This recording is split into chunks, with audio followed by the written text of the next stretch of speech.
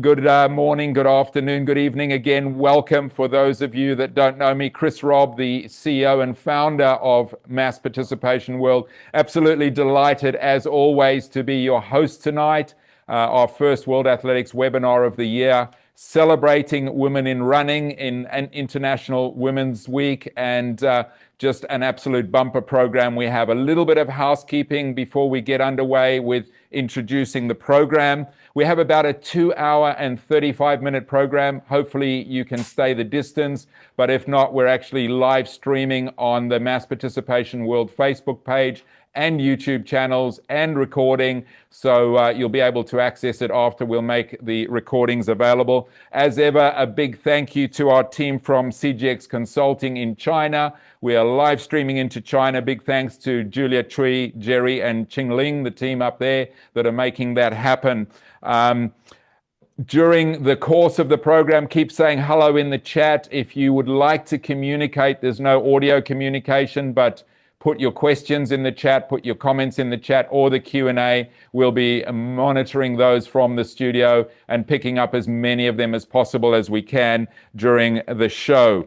There are a couple of decks being presented tonight. Those will be made available afterwards. As I mentioned, will the recording be? So hang on tight, buckle up. We've got a action-packed 2 hours and 30 minutes or so now. And let me read through the program with you. We've got 16 speakers from around the world, most of them live. And then we have a very special segment with some kids from around the world coming to us. We wanted to include the future generation. That will be some videos recorded. But let me talk you through what we're going to cover during the course of the next 2.5 hours.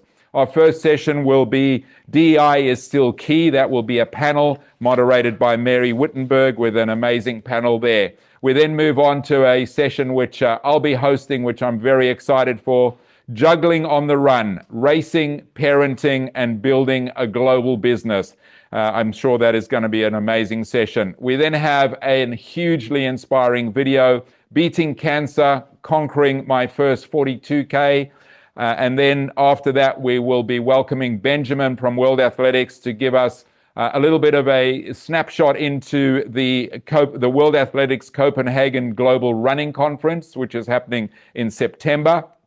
And then undoubtedly one of the highlights, really honored and delighted that tonight we have someone who will need no introduction. Paula Radcliffe will be joining. And we had hoped that she was going to be interviewed by Ted Metellus, but Ted has commitments with the New York Half this weekend. And we have second best with me having that conversation with Paula, and I'm absolutely honored and delighted to be having that segment. We then have a video, as I mentioned, celebrating the next generation.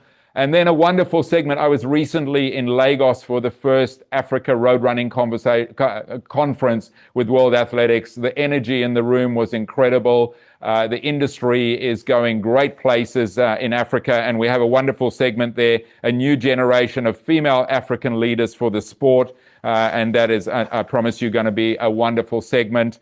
And from there, we move on to what's shaping the modern female running identity, and that will also be a bit of a snapshot of what's happening in the Middle East. And from there, we move on to segment 10 of the show, which is unconventional female leadership in the sport, measuring marathon routes in the world's busiest cities.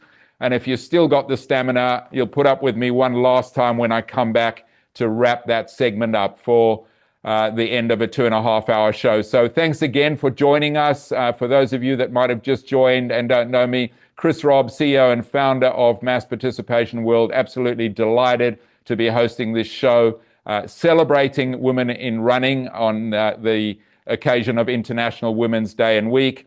And our first panel, delighted as always to welcome Mary Wittenberg, who also needs very little introduction, the USA General Manager of Let's Do This. Mary, are you on screen? I'm going to welcome you to moderate this panel. DEI is Still Key. And as we do that, I'm going to welcome to the screen Kiera Smalls, the Executive Director of Running Industry Diversity Coalition, Emily Glasser, the CEO of Achilles International, Martha Lopez, Achilles International runner, Martha is a blind runner, so for the benefit of Martha, I'm going to share the fact that I'm a middle-aged guy with salt and pepper hair sitting here with a blue ASICS shirt on in a studio in Bali, and we're going to ask some of the speakers to do likewise and give a short description of themselves. And helping Martha out, because Martha doesn't speak English, we're going to have Rodrigo's Villalobos, who's going to be interpreting for this panel. For now, I'm going to sit back. I'm going to hand to the very capable hands of Mary Wittenberg to take it away. DEI is still key. Thank you so much, Chris. Hi, everybody. Great to be with all of you today. We're going to jump right in. So many of us say running is the most accessible sport in the world. All you need is a pair of shoes and a willingness to take the first step. And I've said that too often myself, and I know many of us have, and we all know the reality is a lot more complicated. And thanks to many of you joining us today, we have an opportunity, and I know we're all trying a lot harder to make sure that the sport really is accessible. Access, representation, and belonging, and that real feeling of belonging and running are still very much works in progress. And we've learned it takes really intentional leadership and advocacy to build that sense of belonging and true inclusion. Today, we're so very, very lucky to hear from three women who are truly leading the way in ensuring we achieve the kind of diversity and inclusion and sense of belonging that we really want to. And they are making running much more welcoming, and I think ultimately much stronger as an industry and in a sport for everybody. So we only have 30 minutes together. So we're going to approach this like a good workout, a quick warm up, a strong, middle reps, and then a really fast sprint to the finish. So Martha, I'm going to start with you. I and our panelists are all beautiful, like you. And I used to be a redhead. No, I'm on the blonder side. And I have a big, giant smile because I get to speak with you this morning. I know you started running in 2015. I know as a blind runner, you have discovered for yourself the power of running. And what's incredibly remarkable is now you're sharing it with others. Can you share with us a moment in running when you realized that this sport truly could be life-changing?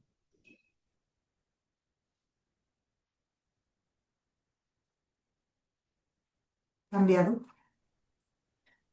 El running ha cambiado mi vida porque yo anteriormente no corría y empezar a correr me dio la disciplina de poder ejercitar mi cuerpo y mantenerme activa todo el tiempo. The running changed my life because I hadn't run before I see. So the running for me changed my life, changed my world, and changed everything for me. Amazing. And Kiera, I think as a chief executive officer, incredible leader that you are, the Running Industry Diversity Council. Tell us for you, what was a moment that you similarly realized that sport could truly change lives and your own? Yeah, it's good morning for me. And first I'll acknowledge I am a Black woman and I have a brown shirt on and I also have a big smile. And running changed for me back in 2011. A friend asked me to run a 5K and I said, absolutely not. I said, I have asthma, I'm in a bigger body, and I didn't think I could run. And they continued to encourage me, and some other folks continued to encourage me. So I did it. I did a walk run 5K. And after that, I felt incredible. I felt like I could do anything in the world. And then I continued running ever since then. And I've done every distance up to the marathon since that time. So I was like, anything is possible given that experience. Often that first 5K, who encouraged you to do it? A friend or a work colleague? It was a friend who actually ended up being my co-founder for City Fit Girls, which was a run club we started in Philadelphia to help more women see themselves participate in running.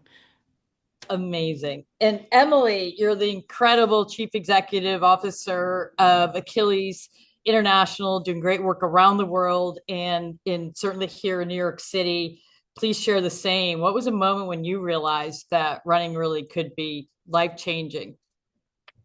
Thanks, Mary, and it's great to be here this morning with everyone. I'm Emily Glasser, as Mary said. I have brown hair, another big smile on this face, and a black T-shirt I'm wearing. That's actually an Achilles shirt.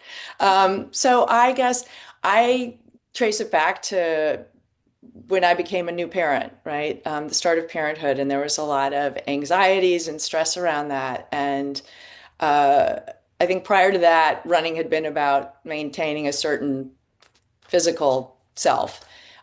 It was in that moment that I found community and also a way to de-stress, going back to running, and realizing that it was about so much more than just your body. It also was a way to, I guess, manage your mind. Fast forward to when I became a guide for the first time at Achilles International, and I was paired with a neurodivergent young man who was nonverbal, and seeing him consistently come week after week to Central Park, and finding connection, finding confidence, community, and a place where he truly felt he belonged. That was really powerful. So I think those two experiences, which have some sort of a common thread, were what, sort of the light bulb went off for me. You're a big part of making this happen, Emily. We're here to celebrate diversity in running. I just talked to my leadership class yesterday about painting a picture of vision when they're leading. What does that really look like and feel like when a race or community truly get it right and they're celebrating diversity? Well, I think, Mary, that none of us starts unless we see ourselves out there. And I think it's really important to have diverse representation. So, getting it right is making sure that we're speaking to all these different audiences, we're marketing to these different audiences, we're making sure that they know they belong. And it demonstrates sort of the wide fabric of society and culture, and this wonderful industry, which is all about independent mobility. No matter how I get to the start line, no matter what it looks like, I'm getting there alongside you. And everyone has the capability to do that, and it's incumbent upon all of us to make sure that there's space, and that we're all grounding these spaces in belonging. It's beautiful. And Martha, it is really hard to be a first. So I think Emily's right. We have to work really hard to make sure people feel, know of, see versions of themselves out there running. But people are going to have to be the first too sometimes. And so where have you seen diversity celebrated?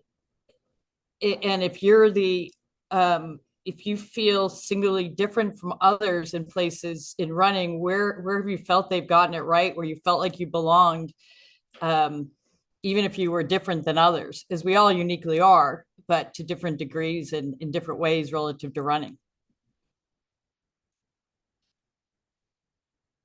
En la comunidad y cómo te sientes cómo podría ser la diversidad dentro de tu contexto, porque pues eres una persona pasiva. Dentro del contexto, para mí la diversidad es muy amplia y lo que podemos hacer o seguimos haciendo es seguir trabajando para todos y todas. The diversity, for me, it's very different, and it's very different, but it's amazing because we can do anything it's our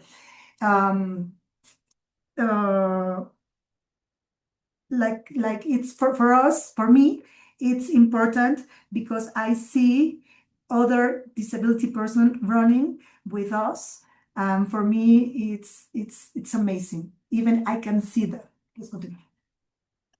Es muy importante que se siga visibilizando, que se siga haciendo estas conversatorios o estos webinars y incluir a todas las personas que tenemos alguna condición de discapacidad en el running. Es bien importante seguir haciendo esta inclusión para todos y todas.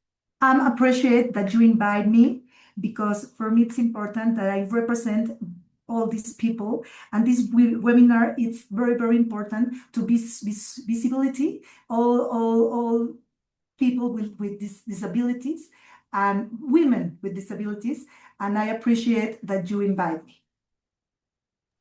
Well, we appreciate you, and I'm so excited to cheer you on in person at the London Marathon this year. I know you're beginning your 4th World Marathon Major Star, so that is very exciting. And Kiera is going to be there too, right?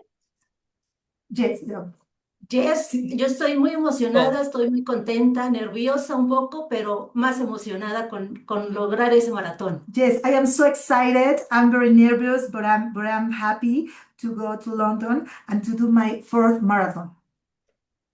4th one, hooray, that's so exciting. Kiera, you have worked with races around the United States, around the world, and you've really been part of helping us all be even stronger and better. What does it really look like when a race and a community gets it right and people feel included and welcome? Yeah, that's a great question. First, Martha, I'm clapping for you over here for your 4th marathon coming up. And what race events really get right is when they truly embed themselves in the communities that they're running through. I think New York is a really good example. I know there's many more, but I'll say I think New York is a really good example to run through all those boroughs and really connect with the communities through jobs, participation. So I would say the race events that really get it right are not just running through those areas, but they're also bringing those folks into the events, helping them produce the events, and helping them inform what to do with the events, in years to come. So I love that. When I was recently at New York Roadrunners, Eric Edward O'Neill, who heads people and culture and social responsibility there, was so thoughtful about even ordering lunch, where the vendors were local vendors, diverse vendors from caterers all over the city. And that was even an example of from big to small opportunities to always think about who else can we bring in from our community. So that's, I love the, concrete examples like that you suggested, especially jobs and participation. Volunteers are such a great base of finding your next employees and your next people you can give contracts to come be part of the event. And again, we can add diversity and make people really feel included in that way. So I love that. Each of you, yeah. Just can I add from the deciding the caterer to deciding who gets the contract to be the announcer, who gets the contract to do all the setup and things like that. It's no matter how small or big those jobs or those opportunities are, they are all important and worth reassessing and ensuring that we are bringing more leadership, more women into those opportunities.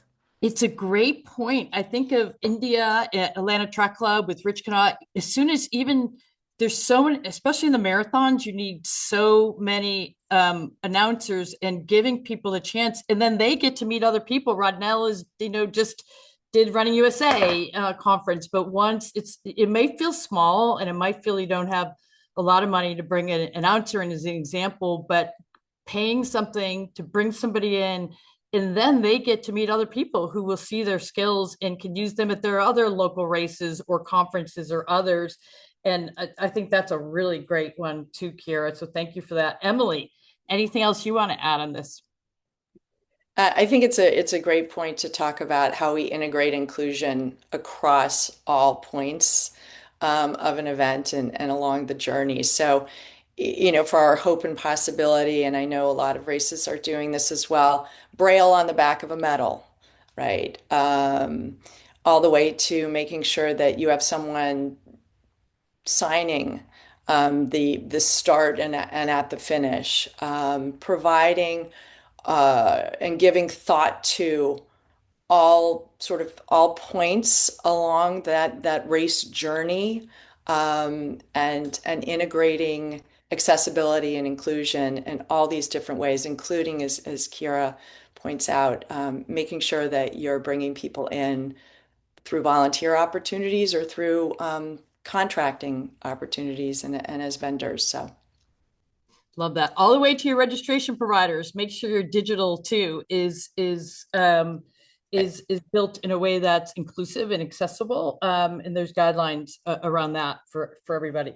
All of you have really pushed individual initiatives that have made a real difference, and in your organization's collective.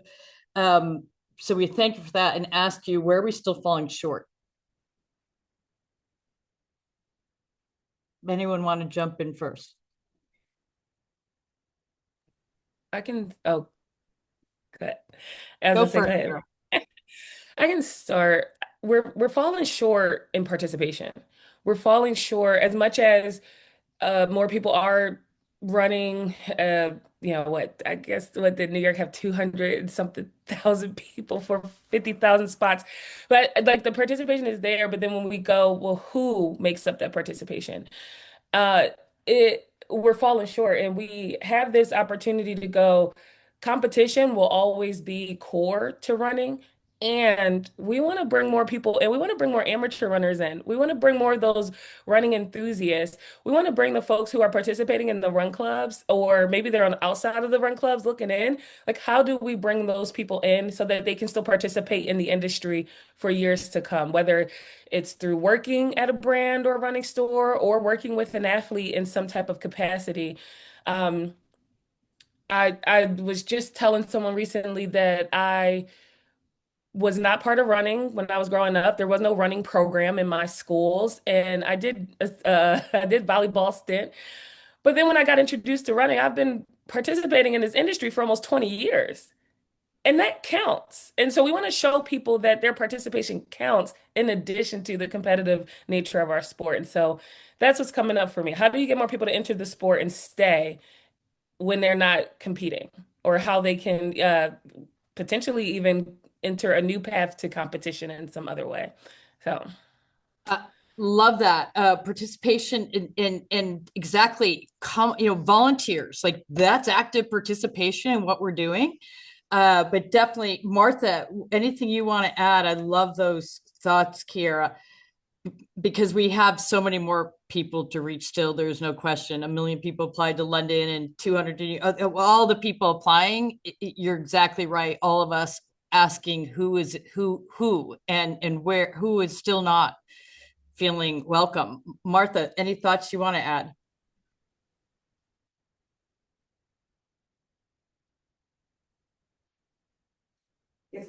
Es una gran oportunidad de poder participar en Londres. Es uno de los maratones más buscados por los running, y para mí es algo significativo. Es mostrar que no importa mi edad, porque tengo 61 años, no importa la diversidad, no importa mi condición por la discapacidad visual y menos mi género. Todo es posible porque yo lo hago posible, porque yo quiero mostrar a las mujeres que las mujeres podemos hacer todo lo que nos propongamos para que podamos seguir representando el running con mucha dignidad y con mucho orgullo. For me, it's very important to be part of London Marathon. I have 61 years old, so for me, I run to show all women to do it. And my experience of life is a testimony that everything is possible. And my way to participate is running. I run and I will run all the time. I love that. And I want to show all women that they can do it. They can do it too. Participate in London or whatever race they want to do. Martha, we'd like to put you on video in the middle of Times Square, because that's thank you for encouraging everybody, because that is one of the very best ways that we can get more people running. We're, I think, in the most exciting time that we. Oh, I'm so sorry. I'm translating her. Sorry. ¿Quieres decir algo más? No lo sé. Es que estoy un poquito nerviosa. I'm so sorry, I'm so nervous. Porque es una gran oportunidad la que tenemos ahorita de estar aquí y de ir a Londres. Because it's a great opportunity that I'm here with you in a webinar, international webinar. So sorry, I am so nervous. Además, pues muchas personas creen que por mi edad ya no debería de correr, por mi condición ya no debería de estar haciendo nada. Y yo quiero mostrar que sí se puede y que sí es posible todo con Achilles International. Some people say that for my age, I can't run. For my condition, I can run. And I am very strong because I say I can do it, I am doing. And in 1 month, I will go to London Marathon because everything is possible. Thanks to Achilles International for giving me that opportunity. Thank you. And I think you're young, by the way, Martha. So like lots ahead. Chris, we clearly need an hour next time. We were just really at the warm up. There's so much more we'd like to share, but I hope seeing that our time is up, if that's unfortunately right, we're going to do a very quick sprint to the finish. And what I hope everybody does is follow Kiera, follow Emily, follow Martha, as the inspirations they are as leaders, as runners. And I know everybody wants to help all together really make this a stronger industry, and by welcoming more people and truly give everyone that sense of belonging that I know so many of us have been so fortunate to feel and experience. So our final sprint, give me one area that each of you have seen of innovation, and real progress that gives you real hope for an even better, stronger organization going forward. Emily. So we've been really, really gratified to see a lot of corporate sponsors. I'm going to highlight Bank of America, telling the stories of athletes with disabilities, including, veterans with disabilities participating in Chicago and Boston. And I think that talking the talk is great, and we all just have to keep walking the walk. So beautiful. Kiera. Yes, I'm like, for RIDC, and I just put our website in the chat. We actually just shared our newsletter this week was Who Gets to Be a Trail Runner? And in that, we talk a lot about a program that we just did called Freedom to Run Back Outside, where we took 14 runners who never experienced trail running. We gave them 6 months of coaching, access to nutrition guidance, access to gear, and some other resources to go, how do we get you to participate in this sport, and how do we get you to stay? And so progress for us is seeing what the barriers are, knowing what the barriers have been for a long time, and seeing what we can do to help mitigate some of those barriers for some folks. So this Introduction to Trail Running program is an example. We also do a scholarship to the running event to help more people see themselves as part of the business, on the business side of the industry, and build that network and connection. And so programs like that exist to help alleviate those barriers. And so more programs like that will always just help us reach more people, bring more people into the sport. Love that. It's a reminder to all of us to always ask what barriers might be, because it's not always clear to us. And if we don't know, we're not going to help people get over them. So I love that, Kiera. That program sounds amazing. Martha.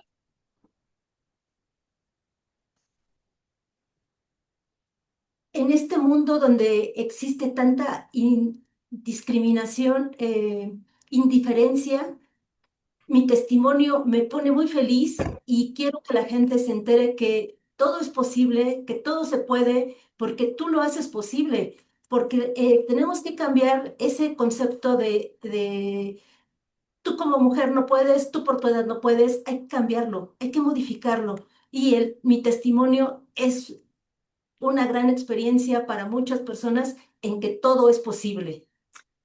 In this world, the discrimination, it's very bad. And for my experience, I am happy when my testimonies prove that women can achieve whatever we set off our minds to. Doesn't matter the gender, the age, or the condition. If I can do it, you can do it.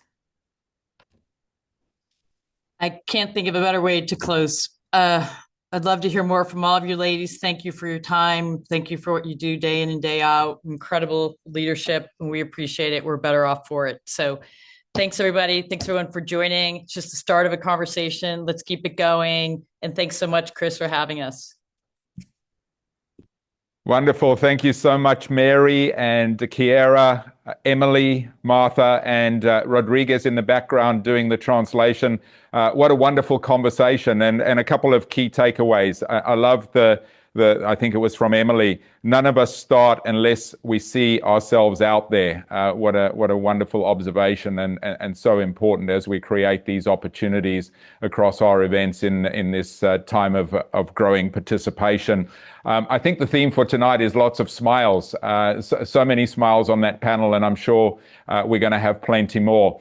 Martha, so inspired by you, and there's two amazing linkages for me here. One, I'm going to be in London and look forward to meeting you in person. And two, I've been incredibly fortunate to have been in this industry for over 40 years now. And one of my absolute highlights was being the co-founder of the Achilles chapter in Sydney about 25 years ago. And I used to absolutely love going out around the Royal Botanic Gardens and the Opera House as a pilot with blind runners there. And it's just incredible to see how Achilles continues to make this incredible impact across the globe.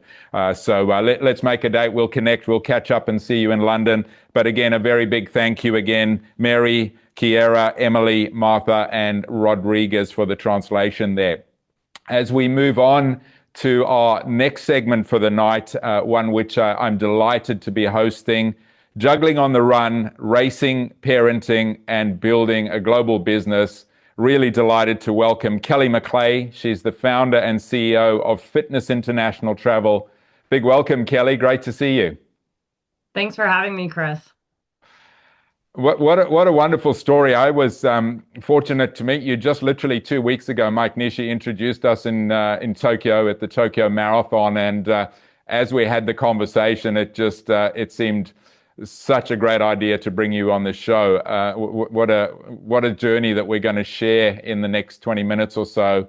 Tell us, I mean, a mother of three, building a business, running marathons, and if I've got it right, you've run 7 marathons on 7 continents in 7 days, not once, but twice. You're an avid 6-star runner. You've done many other things on the road. You've built this business that celebrated its 10th anniversary, and you've raised 3 children. What motivated you? What was the seed that got this started? Oh, well, thank you, Chris. It was so wonderful to meet you in Tokyo, and I've just landed back from that journey, and the marathon just really changed my life. It was so impactful in getting me, out of a really tough area. I think it's a wonderful way to really show what type of stamina you have as an individual. And as I ran more marathons, it just changed my life. And my family and my father worked for the airline, so I grew up traveling. And I think the combination of those, my passions just became my profession. And the company is 10 years old. My oldest is 9. So I truly feel like this journey was, birthing a company and, birthing all my children during this way.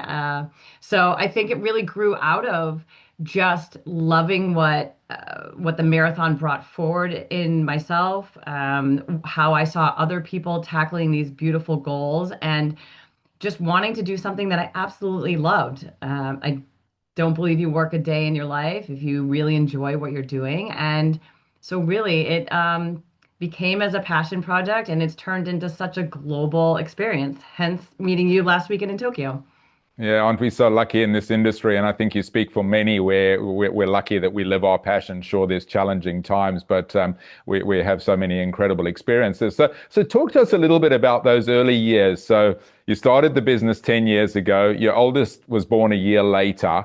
What was it like juggling all 3? And I'm assuming you were running at the same time. I mean, tell us when you ran the 7x7s within that journey, and a little bit about that juggling those multiple balls in those early stages. Yeah, I mean, the early stages are, is roll up your sleeves and, dig a trench. And I remember taking calls, maybe nursing a small baby and just, I, I think sometimes it's difficult being, a mom and bringing that forward in the industry or in the world professionally. And I just really leaned into it. It was where I was at, and I was pregnant twice on these tours abroad. Through COVID, and it was just a wonderful journey. And our clients were so receptive to it. I think it was really refreshing seeing a mom, and oh, if she can do it, maybe I can do it. And but there was a lot of juggling. I might have had a baby on a hip, and sometimes I was emailing maybe from the hospital. And I think you just do what you need to do. Like I said, I did love it as well. And so the children have just been really, my family has been part of this. And I think it's helped, groom that what we do abroad, that it really is a family that we're building with our clients. I don't know sometimes how, when I look back, how it's happened. I think as runners, we sometimes don't know how we're going to make it to that finish line, but we keep putting one foot in front of the other. And I did the 777 when my first baby was just a year old. And there wasn't much time for training in the normal sense of what someone would look at as training. But I thought, well, I'm trained for the spontaneity of this race adventure. I'm trained for the no sleep of this adventure. And, my body it has run a lot of miles. So I didn't have necessarily the miles under my belt, but I had the resilience and the mindset. And then the second time I managed to do the 777 was after my third child, and she was a year old as well. And Wow. it's just been magic to get the opportunity to be at so many of these start lines.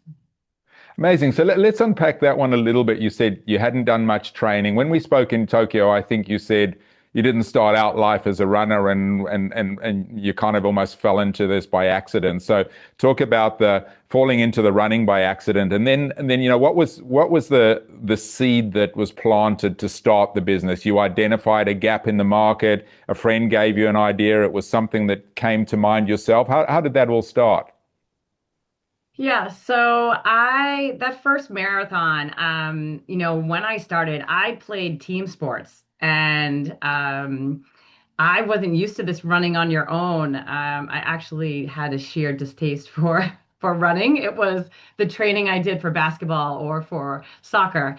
And when I had received a medical diagnosis, um, that, I had gone through menopause very early, and I was at a point where I needed a big goal, and I needed something that felt like impossible. And I couldn't run a mile when I first set out. I mean, my sister was training for the Boston Marathon, and I tried to keep up with her, and I couldn't. And so she patiently waited for me, but I thought I could just go and run this 5K, and I couldn't make it the mile. I was breathing hard, and I didn't last. And so it seemed impossible. And so when I hit that first marathon and knew that I could do it and challenged myself, it sort of opened the door for other opportunities. And I'd worked at educational travel. I had been in the marathon sport industry for a while. I left and had worked for Spartan Race, and that marathon just stayed with me. And I saw a gap in the market. I didn't see a lot of female representation.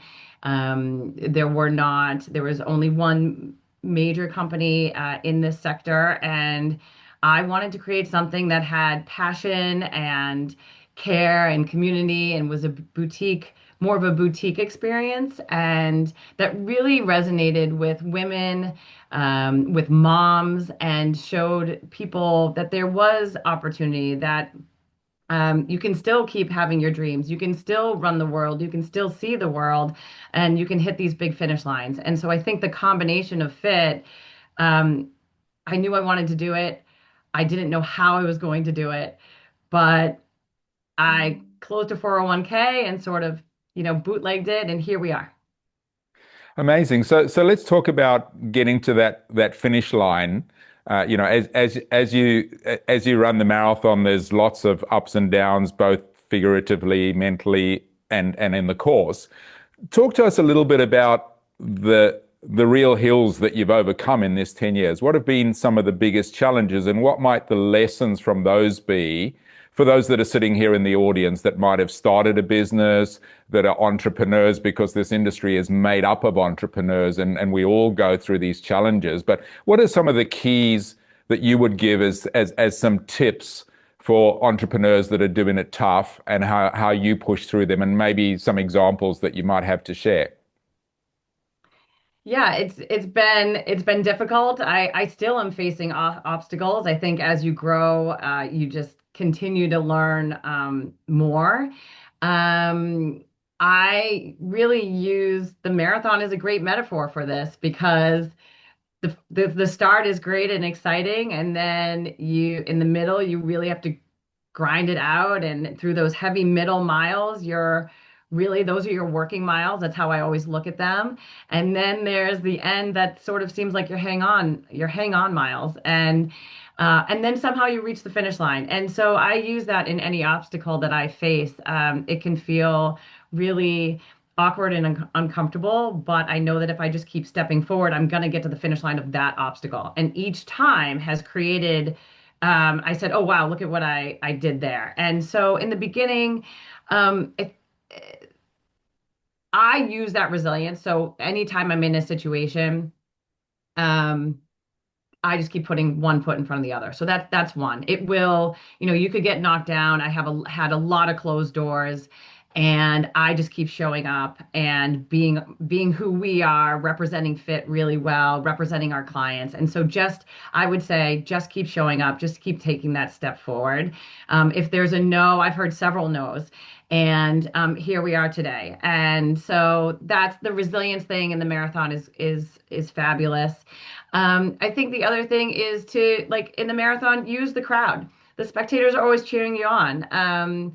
And they provide such a great support, not only for you as a runner, but use your village. If I don't know something, just like this call today, there are so many successful and skilled and talented, not only women out there, but partners in the industry. And there are helpers. And so I need help. I want to learn from them. I want to learn from people in the industry. And so reaching out to them has been a fabulous resource, and lending a hand. I've often run with runners. That turns into another opportunity. I said hello. I showed up for the panel last week and met, you, Chris. I've worked with Emily at Achilles. And so I think this community that we have here is the third point, is that runners and people in this industry are truly passionate about what we do.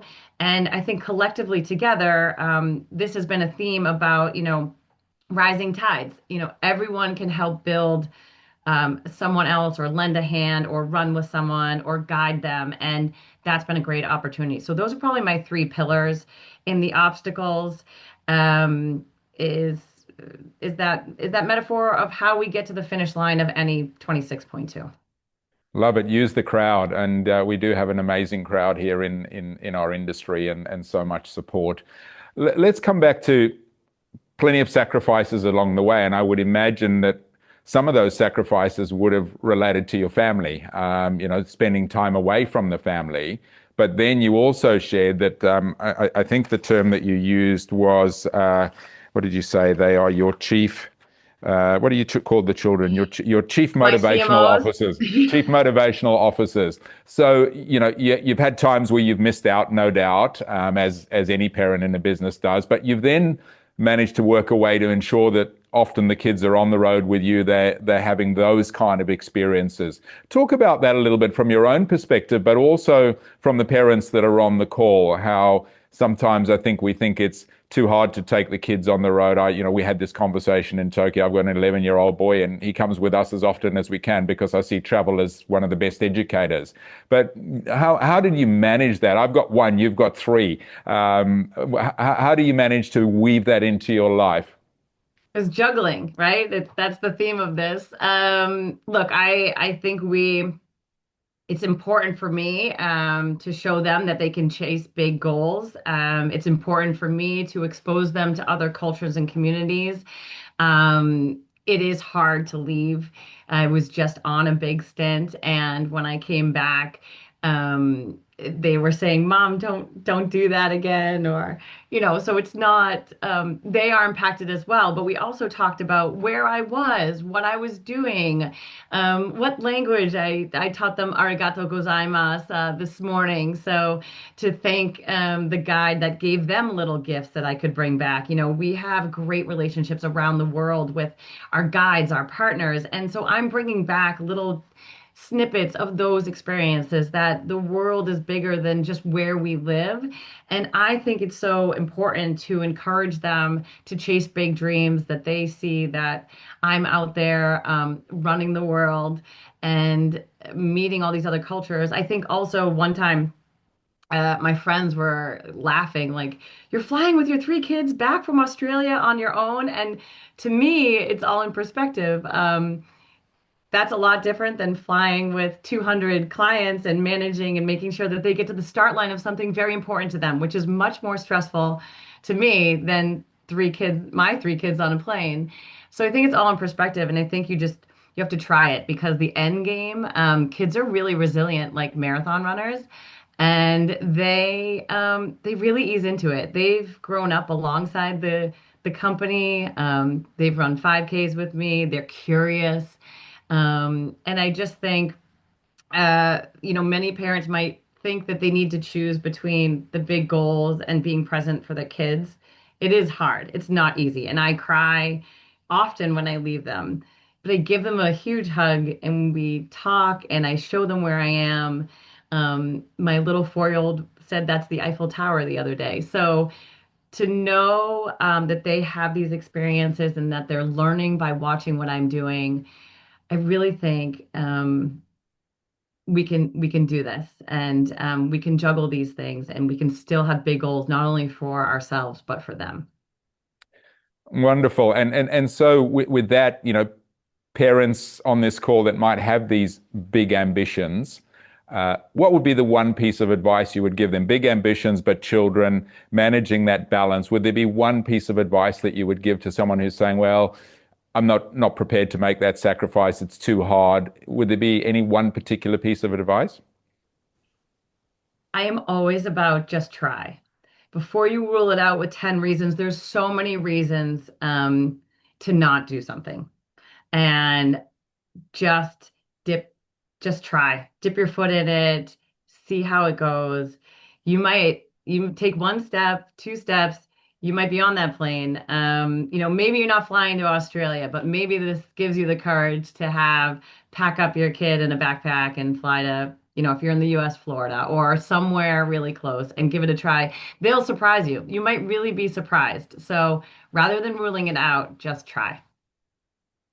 Great one. Love it. So let's fast forward 10, 20 years. What's the legacy of Fitness International Travel? You've built this amazing global community. You've taken your kids on the journey. Sometimes I think we get caught up so much in the kind of here and now and being on that treadmill without taking the time to look down the road and say, well, what's the legacy that I want to leave? What will I be proud of? What impact am I creating?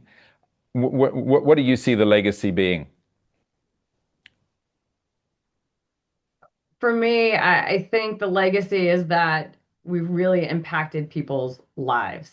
And, quite often people think it's just about the race, but when we're there and people are vulnerable, and, women, I want a place for everyone on our programs, but especially for women. I noticed such a change in just one weekend, that they've crossed a border on their own, that they have a safe place to be. And so I think the future for me is to just have this space that continues to thrive, represent women, break down borders. I mean, I know that sounds grandiose, but we really are. Running creates such a universal language. And, for my kids, that you can work hard and you can do things that you love and really give back to the greater world that we're a part of. And so the legacy for Fit would be to just keep running the world together. Amazing. We've got 2 minutes left. Final question. You don't necessarily need to name a name, but you've clearly had many inspirational, transformational experiences in women's lives. Is there something that stands out, one incredible story to leave? This has been so inspiring and motivating anyway, but is there one particular story that you can inspire the audience with? Oh, we have so many finish lines that we have celebrated.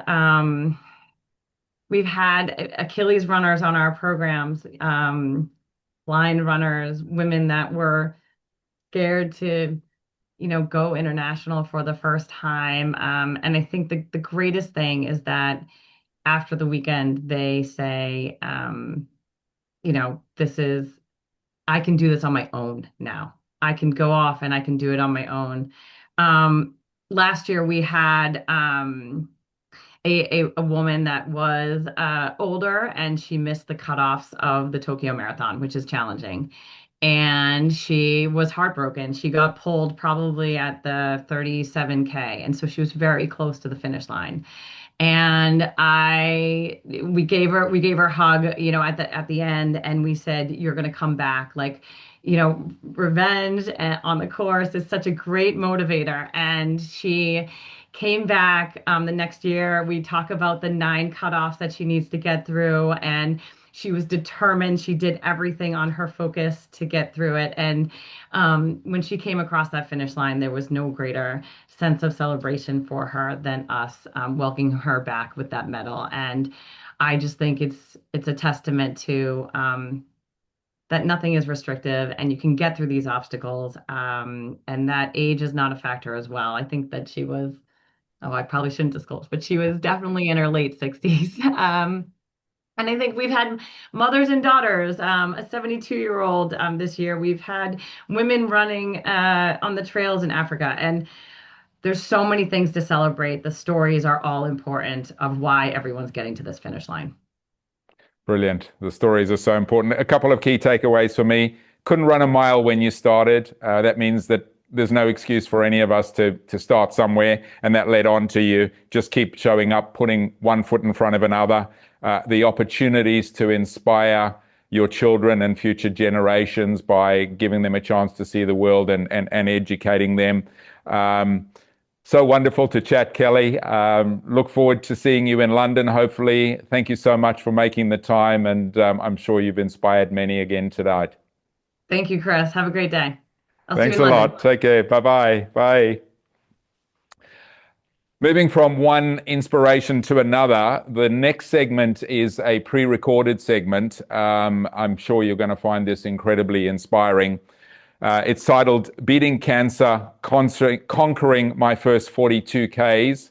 We're going to hear from an amazing woman, Raquel Castanjaro. She's a marathoner. She's a breast cancer patient. She's a physiotherapist, and she's the founder of Viva Corrida, joining us by recorded video from Brazil. Sit back and watch this for the next few minutes. Last year, I decided to run my first marathon, and 17 days before race day, I was diagnosed with breast cancer. The doctors told me that 17 days wouldn't make a difference to my treatment, and the decision to run was up to me. So I ran. I could say the main reason was to show cancer who is in charge or to send some big message to the world, but honestly, the truth is, I didn't want to waste the 16 weeks I had spent training. All those Saturday mornings, long runs, running miles and miles like a crazy person would be for nothing, so I ran. People ask me if it was mentally very hard, if my mind was somewhere else during the race, and actually no. I ran the Rio de Janeiro Marathon, and I don't know if you know it, but Rio is a very beautiful city. So when I got there, I wasn't a patient thinking about chemo and surgery anymore. I was just another runner running my first marathon. And it was one of the most beautiful days I've ever experienced, and also one of the hardest, of course.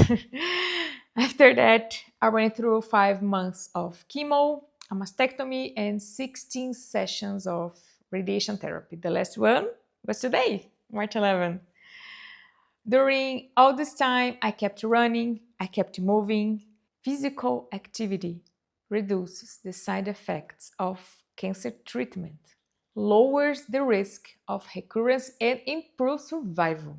But unfortunately, in a country like Brazil and in many others, having the time and the safety to be physically active is still a privilege, especially for women. For example, because of my treatment, I cannot run in the sun, and running alone at night isn't safe. I'm fortunate to have access to a gym with a treadmill, but that is not the reality for most people. I have 2 kids, Gabriel, who is 9, and Cecilia, who is 6. I have a support network that helps me share childcare and household responsibilities. But again, that is not the reality for many women who still face a double workload, often carrying the responsibilities of work, home, and children, largely on their own.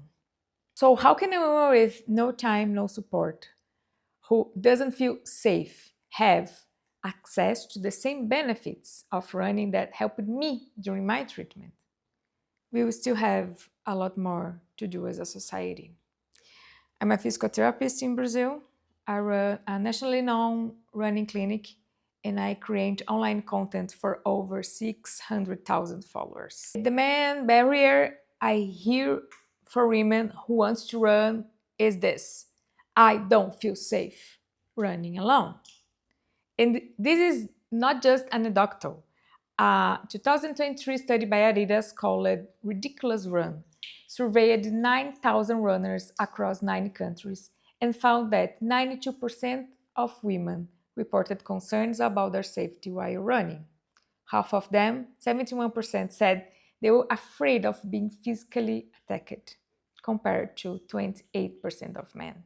Everyone says that physical activity is good for health, but far few people recognize that having the time, safety, and opportunity to exercise is still a privilege for many people, especially for women. So my question for you is, what are we going to do about it? Thank you. What an amazing and inspiring segment there. And the question, what are we going to do about it? So much more to do. I think many of us on this call may have our challenge, but we're incredibly privileged, relative to many others. Some of you may be aware actually that in December at MPW 27, we launched Mass Participation Vision 2050. And one of the bold objectives of that is to try and get 1 billion more people moving by 2050. And if anyone's interested in getting access to that document, it's ongoing and evolving. And it's a program that's starting to roll out with the formation of working groups and the support of World Athletics and the UCI, TCS, World Federation of Sporting Goods Industry, and many other partners. So we're delighted to sow the seed and see if we can make an even bigger impact through this incredible industry that we're part of. And someone who's clearly making impact in that state is World Athletics. And we're going to hear next from Benjamin Roux, who's going to share another impact opportunity, which is the World Athletics Global Running Conference coming up in Copenhagen. Welcome, Benjamin, who is the road running manager at World Athletics. Hi, Benjamin. Yes, hi, Chris. Hello to everybody. It will not be as inspirational as any of the previous speakers, what I'm about to present to you. Just to give a quick description of myself, I'm 30 years old and I'm a Caucasian French guy. I'm wearing World Athletics Blue Navy shirt, which is the edition we got for Paris 2024. And I was born in Paris, so I really, really like this shirt. Let me share my screen with you so that we can dive into the Global Running Conference. Up.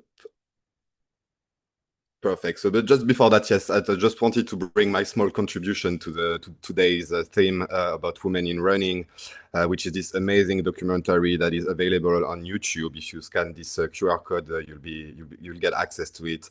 Jasmine Paris is the first woman who finished the Barclays Marathons, which is known as one of the world's hardest race. And she finished it a few years ago, and this tells a war story about motherhood and how women in sports can achieve basically anything. So I would strongly recommend you to watch this.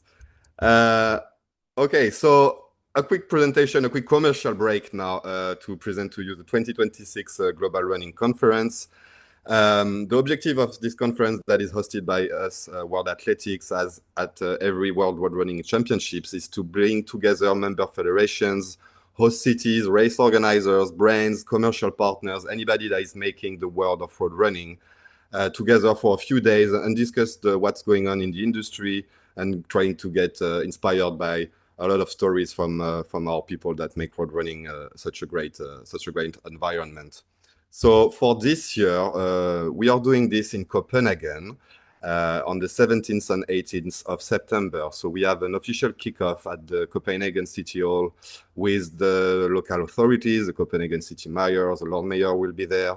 And the afternoon will be dedicated to race management workshops. So you will get opportunities to be in an interactive environment with organizers and representatives from the road running industry to share experiences and best practices about what makes a race a good one. Then on Friday, we move on to the main conference day, which will be at the Axelborg Hall in the Tivoli Gardens. We have keynote speakers, we have panel discussions, case studies from leading road running events around the world.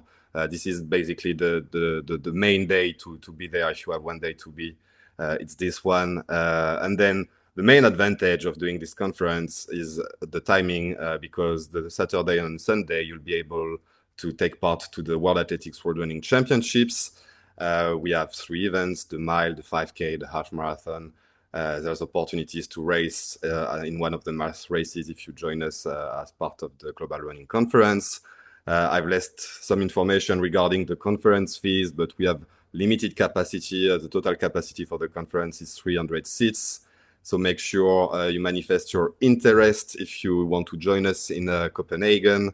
I've left on the QR code access to my mailbox if you want to send interest. If you're part of the road running environment of World Athletics and that you already receive communications from us, you will receive in the next days links to register to this conference with the website, the full program, the speakers that will be announced in the coming days.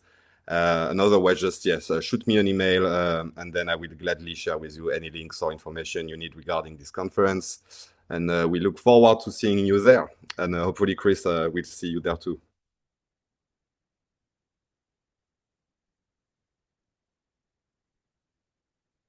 Pause there, Benjamin. Thank you. Great to see you, and very much looking forward to seeing you in Copenhagen. I know I'm going to be sharing more of Vision 2050 there, and looking forward to catching up with people from the industry.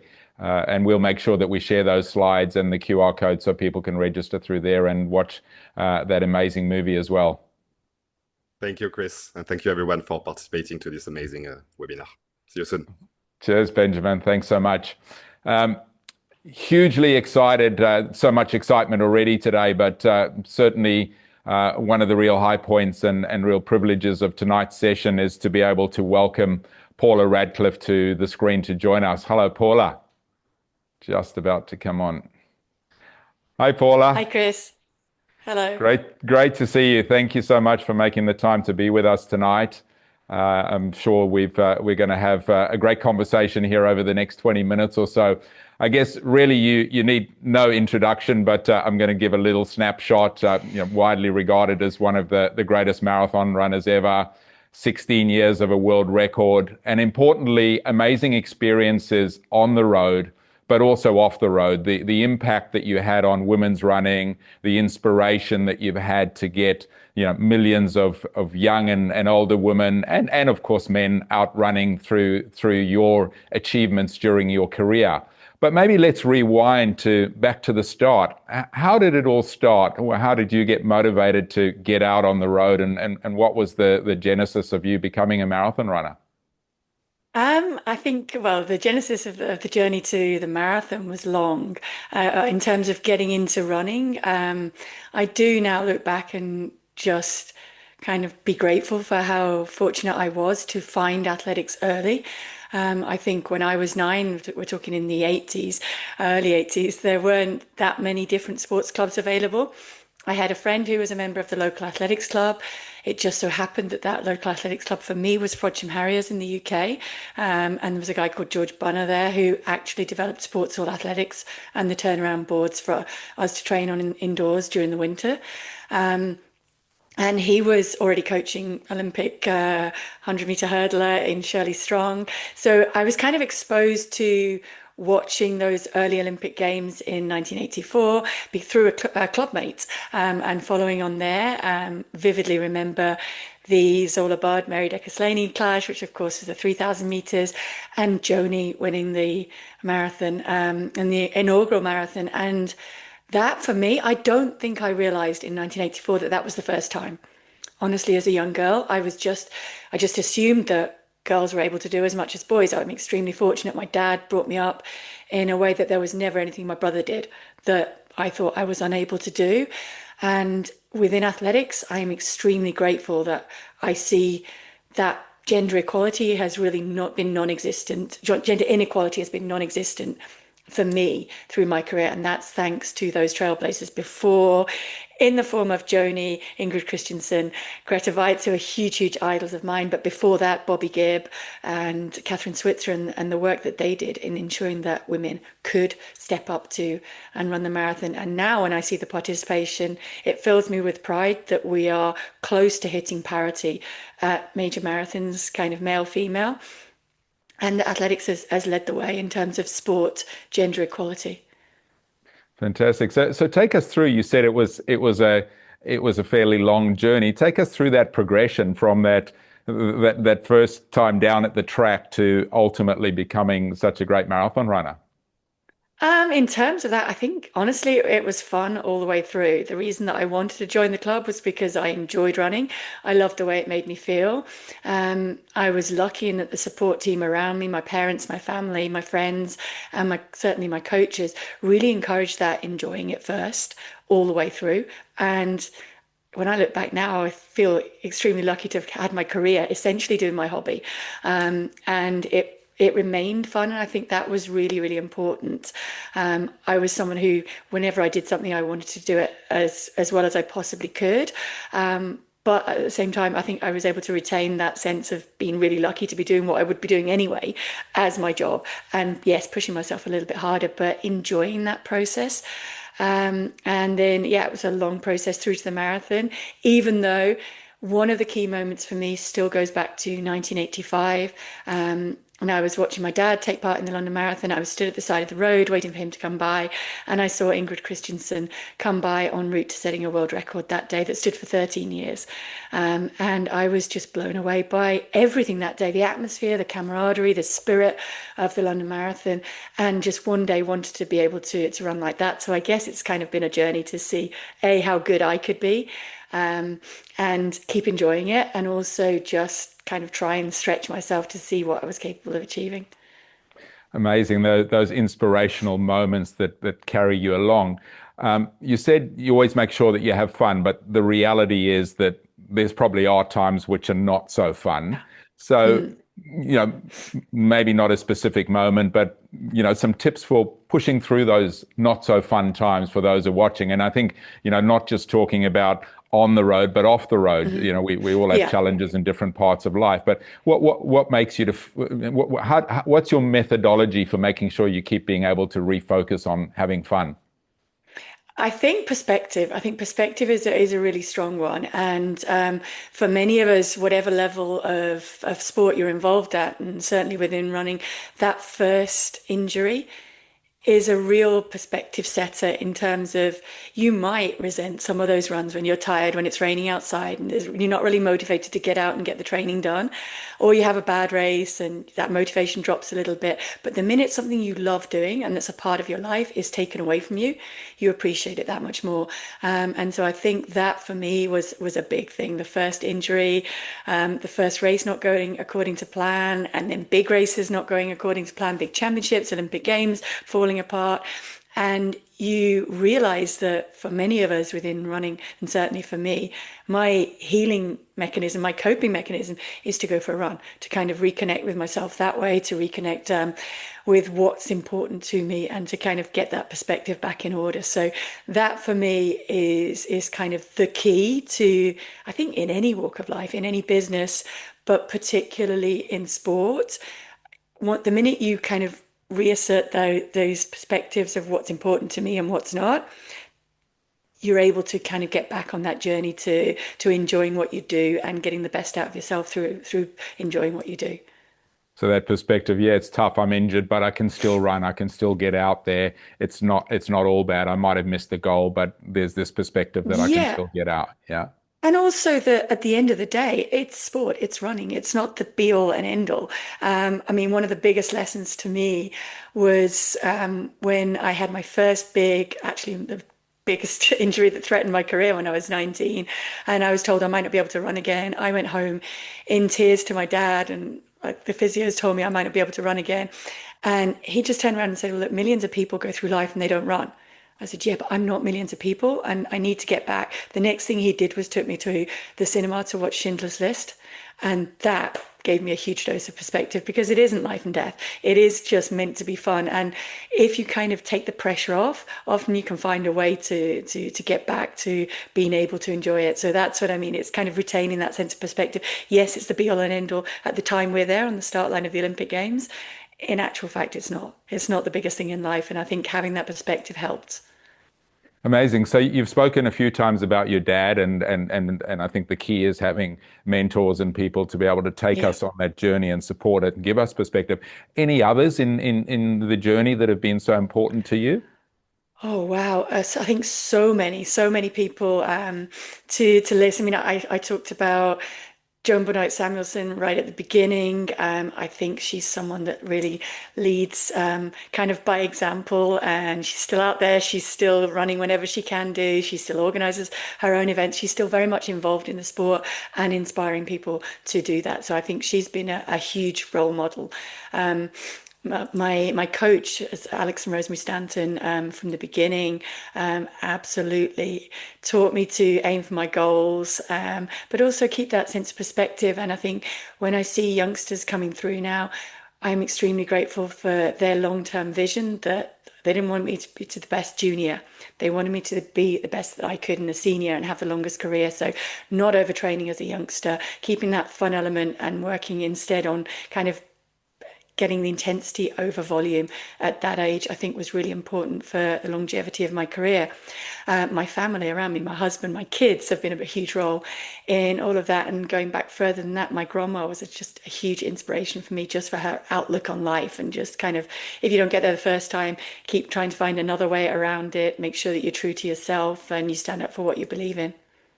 Wonderful. Can we maybe just double click on that a little bit? So family and coaches, but as you've moved into the next phase of your life beyond, obviously you still run, but you know, your career in broadcast and other things you do, how have you transitioned in terms of people around you to support you in that phase?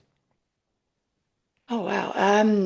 I guess I've kind of, again, found myself in an extremely privileged and fortunate position in that I get to now still make my career and my job being involved with a sport that I love. And yes, commentating, it's kind of learning a new skill. And to begin with, I wasn't very good. I had to learn really quickly. And I'm extremely grateful for the team that I had around me there, particularly at the BBC, and the likes of Steve Cram, Brendan Foster in the beginning, and now Andrew Cotter, top broadcasters who've kind of been able to pass that on to me. A lot of work with Tim Hutchins as well. And that's kind of helped to bring through that experience. I also have a podcast that we've just started this year with Chris Thompson in Paula's Run Club, and we're really trying to grow that community aspect, because for me it's the most beautiful thing about road running is the strength of that community. I think we really genuinely are the only sport that will get now touching 60,000 people on the streets, largely going through the same emotions, running over the same course, and essentially all completing the same event on the same day. And there is a huge strength of community in that. So I love being a part of that. And yes, it takes organization. And I think as previous speakers today have spoken, as a mother as well, when you have kids getting involved in the sport, that's another ball to juggle thrown in there. But it all adds to a great variety of life and a lot of fun while we're doing it. Wonderful, amazing community. You're so right. So you use the word perspective a fair number of times. Let's get a perspective around the evolution of the marathon from a woman perspective, and where it's come from and where it's got to now and where you see it going. We spoke about parity in terms of gender in events, but what's your perspective of where it's going and what work there is still to be done? I think it's going in a great direction. And I think we first of all have to kind of applaud, like I said before, where we're at. I think now there are very few women in the Western world out there who will think, okay, I can't go and run a marathon. It probably is the last event in terms of the marathon to reach parity, as compared with the 10K, the 5K, the park runs and the half marathons, just because of the fact that women are trying to juggle families and careers with that time to train. And the marathon requires a bigger time commitment to be able to get to that. So I think that's the reason there. But I still think the focus needs to be on other areas of the world where young girls are not able to, there are more social barriers, religious barriers for them to be able to take part in sports. So I'm thinking, aside from the current issues going on there, but areas in the Middle East where women and particularly young girls, the avenues are not open for them to get into sport as much. And there are huge areas of the world where it's a social reason as well. Running doesn't cost a lot, but there still are cost implications. And so I think for the poorer areas of society, there still needs to be that support and that encouragement to get not just young girls, but anybody, young kids involved into sport. Yeah, that real opportunity to get them started young, lay that foundation, and all the health and well-being benefits that come with it. And we saw that research on the video in terms of people feeling unsafe in Brazil. I think so often we can take for granted in many markets that it's pretty easy to do, but it can be pretty challenging in others. So you spoke earlier about when we were planning for this, protecting women in sport. Just a quick touch on that as well, the integrity of the sport for women. Yeah, I mean, I think that is important. And again, I hugely applaud World Athletics for kind of taking the forefront of that and in standing up for the rights of women within sports. The body is different to the male body for lots of physical reasons. And I think the groundbreaking steps that World Athletics took in terms of protecting that female sport for females is really, really important. We have to keep that playing field as level as possible and as fair as possible. And they've taken a lot of steps in doing that and led the way and come in for a fair bit of flack in doing so. But I think the majority of female athletes will thank them for having done that. Yeah, and then that opportunity, maybe segue from there, is this opportunity to create change. We saw, the touch on how do we get more people involved in other parts of the world. Any particular programs that you've seen that are particular around that are doing an amazing job in terms of creating change using running as a platform? Oh, wow. I mean, there are so many. I work with Peace and Sport in Monaco, and we have seen videos about lots of different initiatives all over the world, kind of from the favelas in Brazil to, in fact, what the New York Roadrunners do around their marathon in terms of just encouraging kids into sport. I mean, really, I think it's about opening those doors for people, giving them that first introduction, that first capacity to take part in our sport. Then it may not be the sport for everybody, but if you get the opportunity to try it, you discover if it's something that can bring something to you. And I think those programs that help encourage kids that have never had the opportunity to set foot on an athletics track and see what happens there, or to take part in a road run. They're really, really important, and it's just keeping those open as much as possible. And so continuing with that theme, you mentioned earlier that the support that you had around you was very focused on giving you the opportunity to be the best you could be, rather than, for example, the best junior. What advice would you give to parents that are listening around this, taking their children on this journey without pushing them too early and giving them the opportunity to be the best that they can be, if that's where they aim to go? Sorry, it broke up just a little bit during there. I didn't hear the full question. Okay, let's go back to that. Sorry about that. Yeah, so you spoke about the fact that you were surrounded by an amazing group of people that gave you the opportunity to be the best you could be, rather than, for example, push you to be the best junior.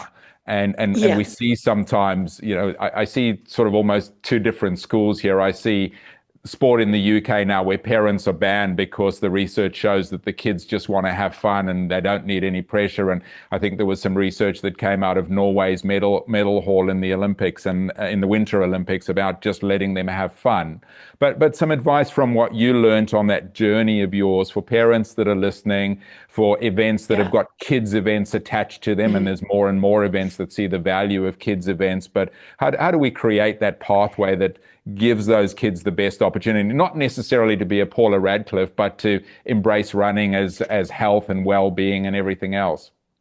I think the balance, it is tough, and you have to make sure that you get a balance in that. First and foremost, no child has ever succeeded because their parents wanted them to. It's when they love it. So I think parents have to recognize that. It's the support of being there, being the taxi, driving them backwards and forwards to training, giving them that hug when it doesn't go according to plan, kind of teaching them that life is about that. Life is about knockbacks. It can't all be fun.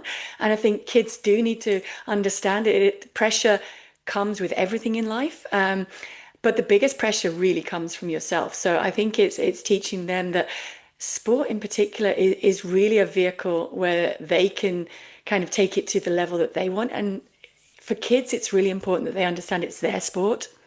This is what I'm doing. This is for me. And I can do it just for fun if that's what I want to do. And I have every right to turn around to my parents and say, I only want to do it for fun. If I want to take it to the top level, then it is about protecting, I think, those kids, because a child who's 16, 17 doesn't see that their body's still developing. They don't see the long term. They only compare themselves with other 16, 17-year-olds at that age. And you're right, the disparity is huge, not just in terms of kids going through puberty and the different levels that they're at, the times that they hit them. There are kids that are training twice a day, and there are kids that are training 3 times a week. And it's getting that balance right. And I don't know what is the right answer. I kind of look back for my own kids on what I did growing up. And as I said, my coach was a big believer in the intensity first. So yeah, you run as hard as you can in training once a day before you get to twice a day. And you really shouldn't be doing that, in my opinion, until you're kind of hitting that. You're out the other side of puberty and you're 18, 19, 20. Wonderful. So that kind of measured approach, not pushing them too early. And the point that you made very early on, making sure it continues to be fun and you enjoy yourself. Yeah. Paula, last question. We're almost out of time. What excites you most about what you see in the industry now? If you look in the crystal ball, where we're going to be, what's exciting you the most at the moment? Honestly, I think it's the talent there in the youngsters. And I was reading an article this morning that was talking about a little bit the kind of demise of cross-country running.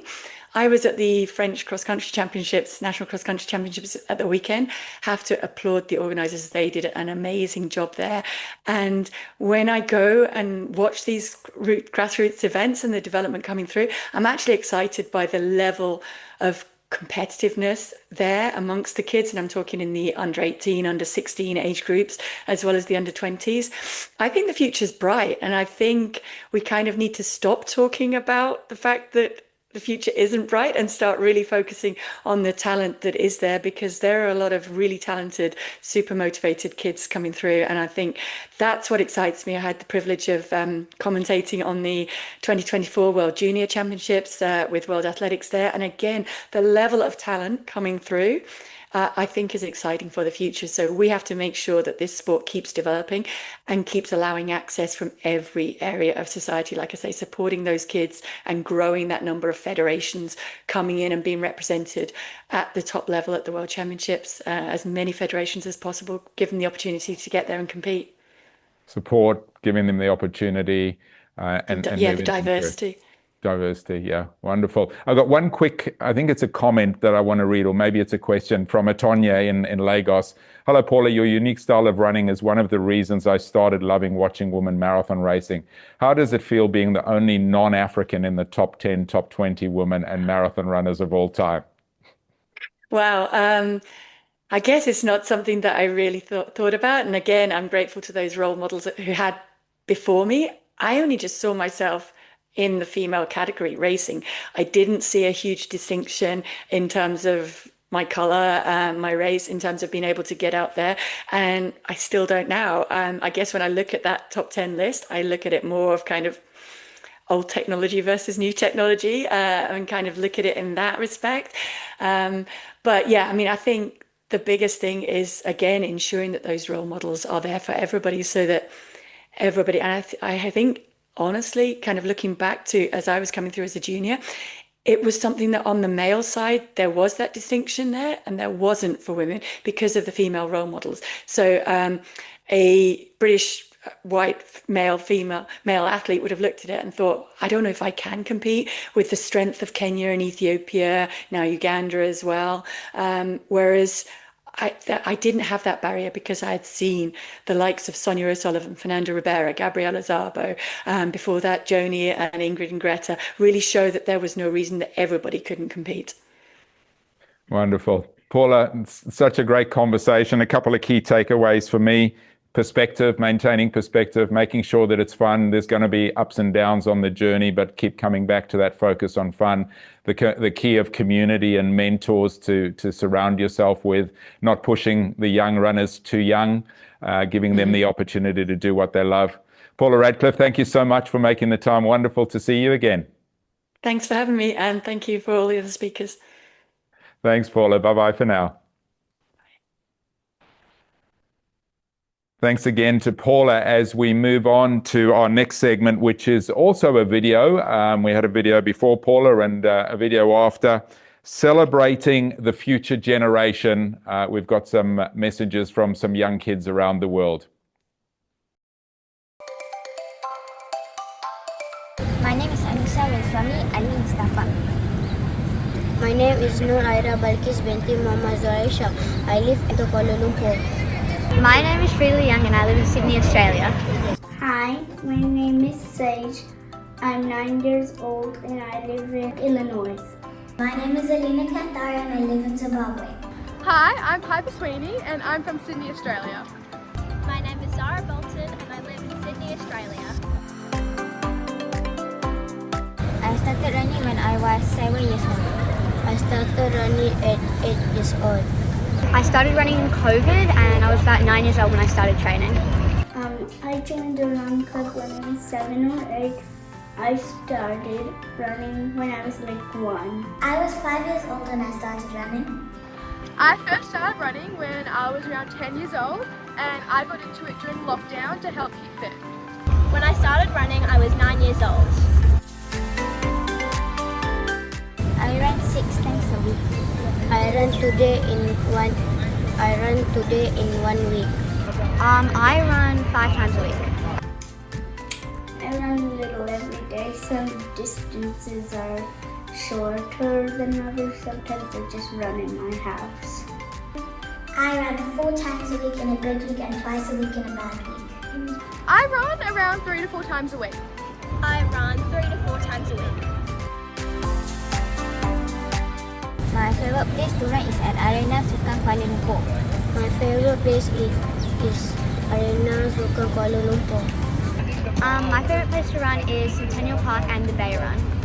My favorite place to run is in Wisconsin because of the fresh air and the water, the sunlight, and the nature and everything that the city doesn't have. My favorite place to run competition-wise is the Saxa track in South Africa, and Practice-wise is my school cross-country course. My favourite place to run is definitely around Sydney. I love the route from Centennial Park towards Sydney Harbour, as the views are amazing. You get to run past Sydney Opera House, the Harbour Bridge, and it's even more fun when I get to do it with all my friends. My favourite place to run is around the white fence track loop at Wittenberg.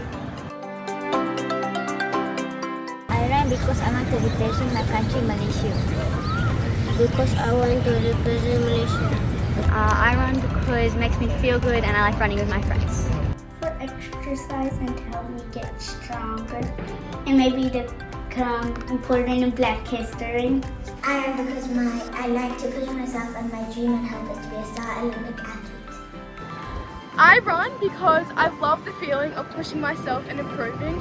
Honestly, there's nothing better than finishing a really hard training session or a race and knowing you gave it everything you had. I like to run because I like running with my friends and it makes me feel good when I have a good session.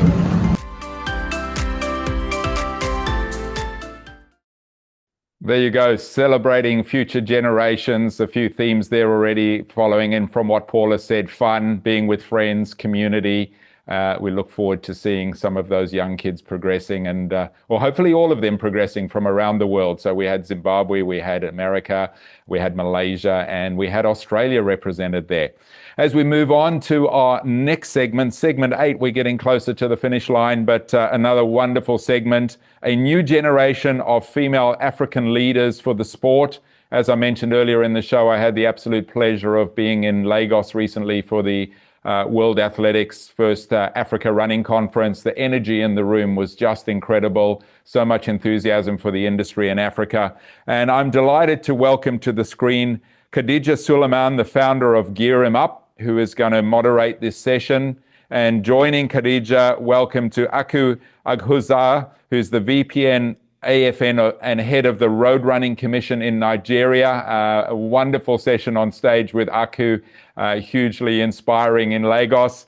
And then Hafsa Kamara, she's an Olympian and the co-founder of Africa Rise and the CEO of Sierra Leone Authority of American Football. Over to you, ladies. Looking forward to this conversation. I'm so excited to be leading this conversation. Thank you so much, Chris. Today for this year's Women's History Month, we're so interested because nearly just 2 years ago, I ruptured my Achilles. And I was given the choice that if I wanted to get back to running the same, I would need to have reconstructive surgery. So just to be able to sit down here today and have this conversation with you guys, it's a blessing. Anyways, enough about me. Honored to be joined with these two extraordinary leaders shaping the future of athletics. Can you guys start with your name, country, and one word that captures what drives you in this sport? Yes, I can go first. My name is Hafsa Kamara, representing Sierra Leone.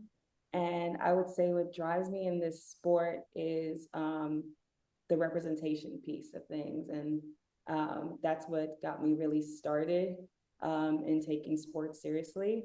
So yeah, representation still is, that's what got me started and that's what still matters up until today.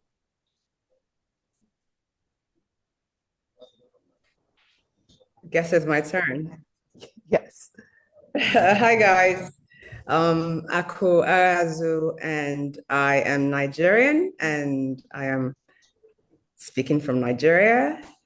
And what got me, it is representation as well, but also uplifting people, not just women, but for purposes of this chat, I would say women, but empowerment, upliftment, and helping women get through stuff through movement. Love that. You guys know representation matters so much. When you guys think back to the very beginning of your journey in sports, what was a defining moment, a person, or an experience that set you onto this path? I'd love for you guys to take it there. I mean, either you, Aku, or Hafsa, you guys can, whoever goes first. Just like I'll go. Mine is easy. I would say what set me on this path is one man, actually. His name is Honorable Bukola Olopade. He's the conduit that led me to the life I'm living now. I don't know if I have enough time ever to regale us with the stories, but short of it is I critiqued a race he organized, and the honorable man that he is, he asked me to come help fix it some years ago. And I went after his race. I dissected it and totally critiqued it. And instead of doing what normal people do, which is come out defensive, I got a phone call that said, hey, you were talking about my race, and you seem to know a lot about what you're talking about. Come help me fix it. So while working for him or consulting for him, he was honored to get a job, a national level job. And again, he called and said, come, let's go make a legacy. So that's why I'm here now. It's amazing. Love that. Hafsa, what would that be for you? For me, two moments come into mind. First, as an athlete, that moment was watching London 2012 Olympics and the opening ceremony. And at the time, I was a sophomore in college, competing track, but also not seeing a future in it, just mainly seeing it as something that just, I have a scholarship, it's paying for school. But watching 2012 and opening ceremony and seeing that Salone was there, but in very like a small delegation, a small representation, really, that was when I set the goal to be there in the next Olympics in 2016 and as a participant. And that got me started as an athlete. And then after 2016, I was checking my Facebook messages and looking at all the replies, and I received a reply from a dad. He sent photos of his young daughter training in the rain in Salone. And he had a long spiel of a message. And at the end, he said that she said she wants to be just like Hafsa Kamara. Oh. From there, yes. And yeah, it still touches my heart. Yeah. And from there, it changed my whole perspective in representation, not just starting with me, but something to continue. And that's where it became remembering who I'm doing it for and making sure I'm not the last person. Rather, there's others coming behind me to also amplify the representation, but make it more than just that. Succeed in roles, not just as athletes, as mentors and in different ways. So those two moments is what did it for me. And I think that's so important, realizing that it's not just us. It's always, there's a greater calling and a bigger purpose beyond just us as individuals. But next question I'd love to ask, being that the careers that you guys have taken you across borders, organizations, different roles, how would you describe what you do today and why it matters to you personally? I can take that. For me, it's right now I find myself at an intersection of sports, culture, and community. Being a Salone American, I live in that intersection of that diaspora space, coming from two different worlds and really uniting that. And so in my roles now as CEO of Sierra Leone's American Football Federation, but then also Athlete Commission Chair for Sierra Leone, and the work that I do as far as sports media, the whole goal is like uniting communities and doing it in a way that's authentic to our culture and authentic to who we are as individuals. So putting together space, putting together messages and telling the stories of women, especially on the continent, who are doing these things and have been doing these things, but really haven't been highlighted in that way, and then inspiring the future generation that they too can trailblaze in this way and they can do it in their own way. So that's basically where I'm at now and like what it is that I'm inspiring to do. Love that. Okay, for me, it's multifaceted because I'm a distance runner. I'm an ultra runner, and I'm also the head of the road running commission of the Athletic Federation of Nigeria. And that's for my running part. And then I'm an advisor to the Director General for other sports and all that stuff. Where it comes to running and that part of me, I think why it matters to me personally is that running pretty much saved my life. In my late 30s, early 40s, I was going through so much. And I turned to running, and I kind of give running, as well as, of course, my God, the credit for being here today. So I know there's a lot of challenges for women in particular in our climate. When I say our climate, I mean the African climate. And I need everyone or all women to know that there's this thing that they can turn to help them, and that this community that exists out there, the running community that is welcoming and that they can rely on to get through some trying times in their lives. So that's the running part of me, and also to get as many opportunities for Nigerians and Africans to experience these races they go to other parts of the world to do. We need to bring it home. After all, look at any marathon or long race start line, and it's African dominated. So I feel we need to bring this back more, and also to get more women involved in distance running, particularly in Africa. So that's the running part of me. That is really important to me. On the other side of it, the athletic side and the advising side, it's to make sports a unifier, truly, to spread the gospel according to sports and how it unites nations, how it unites peoples.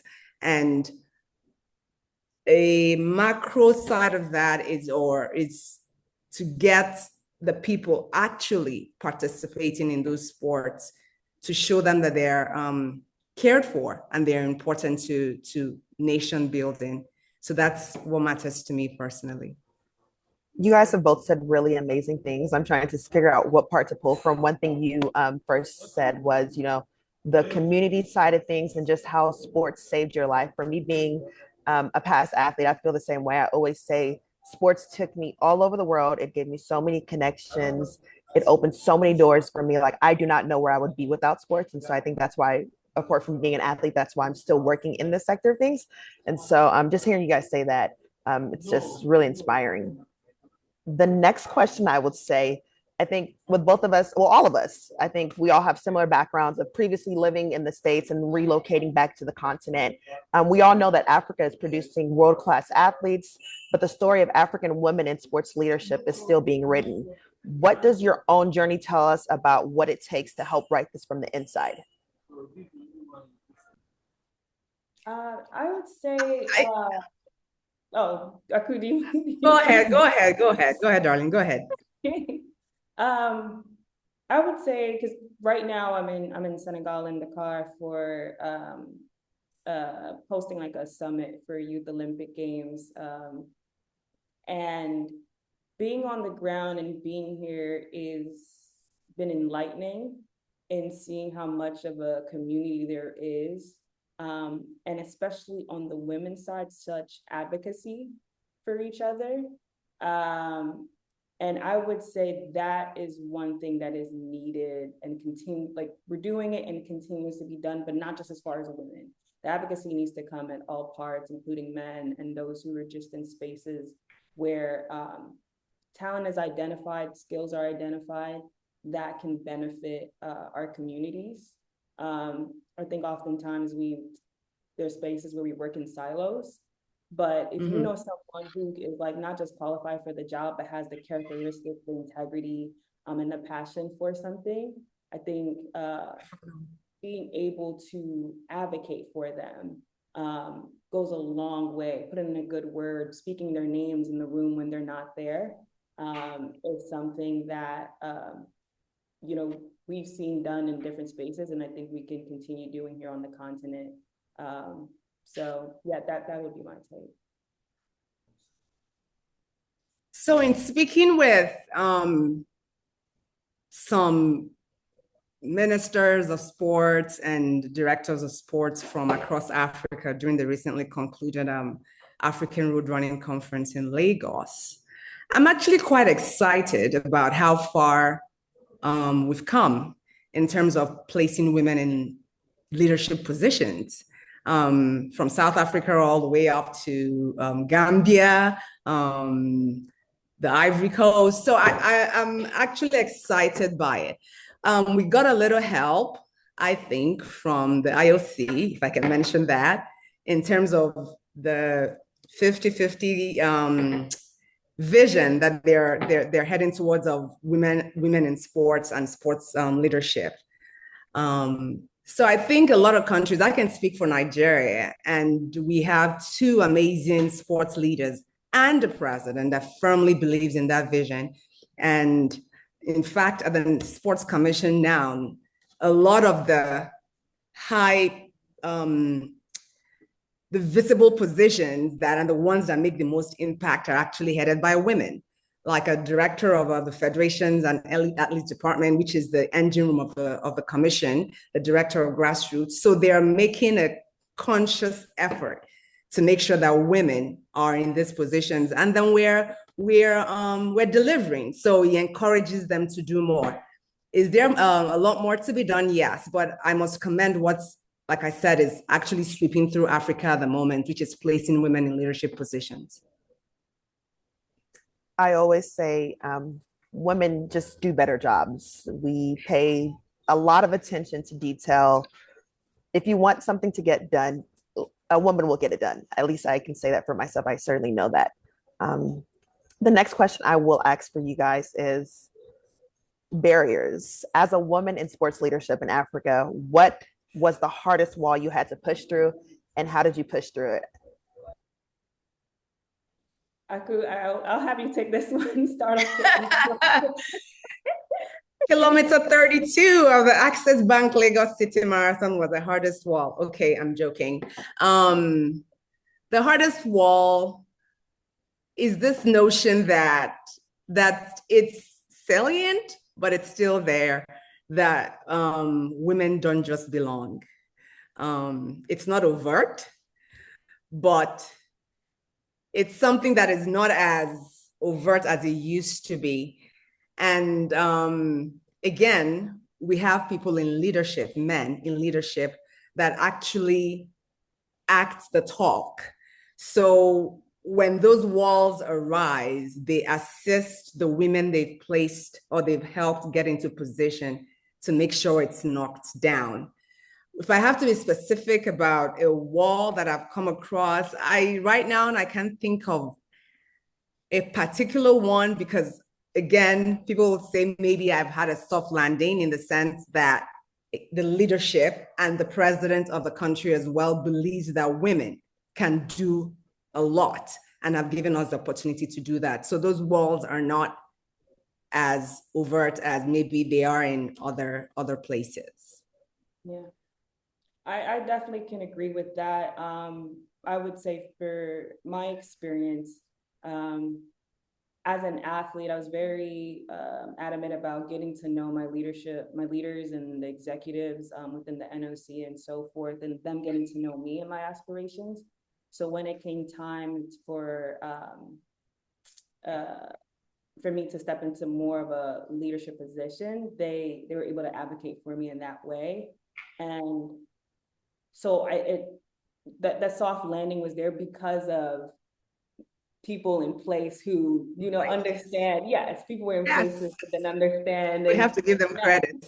Exactly. I would say one barrier that affects not just as far as women, but anyone across the board is the structural barrier and the process and the systems in place, because we're talking about sports, but this could range across many factors where certain systems need to be updated, you know, and need to be innovative, and need to fit the demographic that's there on the continent today, and not what has been working in the past. So I would say that is a barrier we face, but we're resilient, we're flexible, we're stubborn. And so we find ways to mold these new paths and not invent, but recreate processes that fit the future. So I would say that the structural barriers, but it's not so much of a barrier because we're going to find a solution. I am so sorry to have missed that. My connection, a barrier, that is one barrier that I will throw into being here, but we're working on getting that resolved. I don't know where you got the last question or where Chris hopped in at. But yeah, thank you guys so much. And then just one last question I will say, if you can think about a girl in your home country today who dreams of not becoming an athlete, but leading a sport, whether it's a coach, a federation director, a sports scientist, what does she need most right now that she doesn't have yet? And what would you say to her directly? I would say to her to be very bold and not be afraid to ask for what it is you need to help you prosper. Nobody's going to hand anything to you. You might get help if you put yourself out there and then be able to articulate what it is that you want to do or hope to do. Look for mentors, people that are there before you, male or female, and glue yourself to them and make sure that you're prepared. Because it's the field is so vast that if you're not prepared, you can be looked over really quickly. But there are people out there to help you along your way. And then you have to be teachable, but above all, be very, very bold and not be afraid to ask for what it is that you want. That would be my advice to the girl. I love that. I love that. Thank you very much. And then Hafsa, we have 1 minute remaining. Sorry to rush you, but yes, thank you. I'm gonna piggyback off of what Aghazu just said, and being in that boldness, and adding to it is not being fearful of setting high dreams and high goals, and knowing that there are people there. You can create your core dreamers as well who will support you. Have a team, have those who can speak life into you, and lean on that. Like that is going to push you forward more than anything. Is just people you surround yourself with. Thank you guys so much. Thank you. This was an honor to even be able to have this conversation with each and every one of you guys, and wishing everyone the best moving forward in everything that we do in our careers. Thank you guys. Thank you, Chris, for organizing this, and looking forward to seeing some or all of you, some running conference somewhere or some race somewhere. Thank you. What an amazing panel. Thank you so much, Khadijah, Aku, and Hafsa. And we didn't miss a blink when you were off there. The two that were left carried it off perfectly. I didn't need to interject. So great job. So many takeaways. I'm going to grab a couple of them. Be bold. Ask for what you want. Don't fear high goals and dreams. Men assisting women to break down the walls, the importance of having not only women, but men mentors who can support you. And that amazing example, as I said, I had the great privilege and pleasure of being in Lagos for the Africa Running Conference, and the enthusiasm and passion in the room. And it was so obvious that running has such a support from the president down.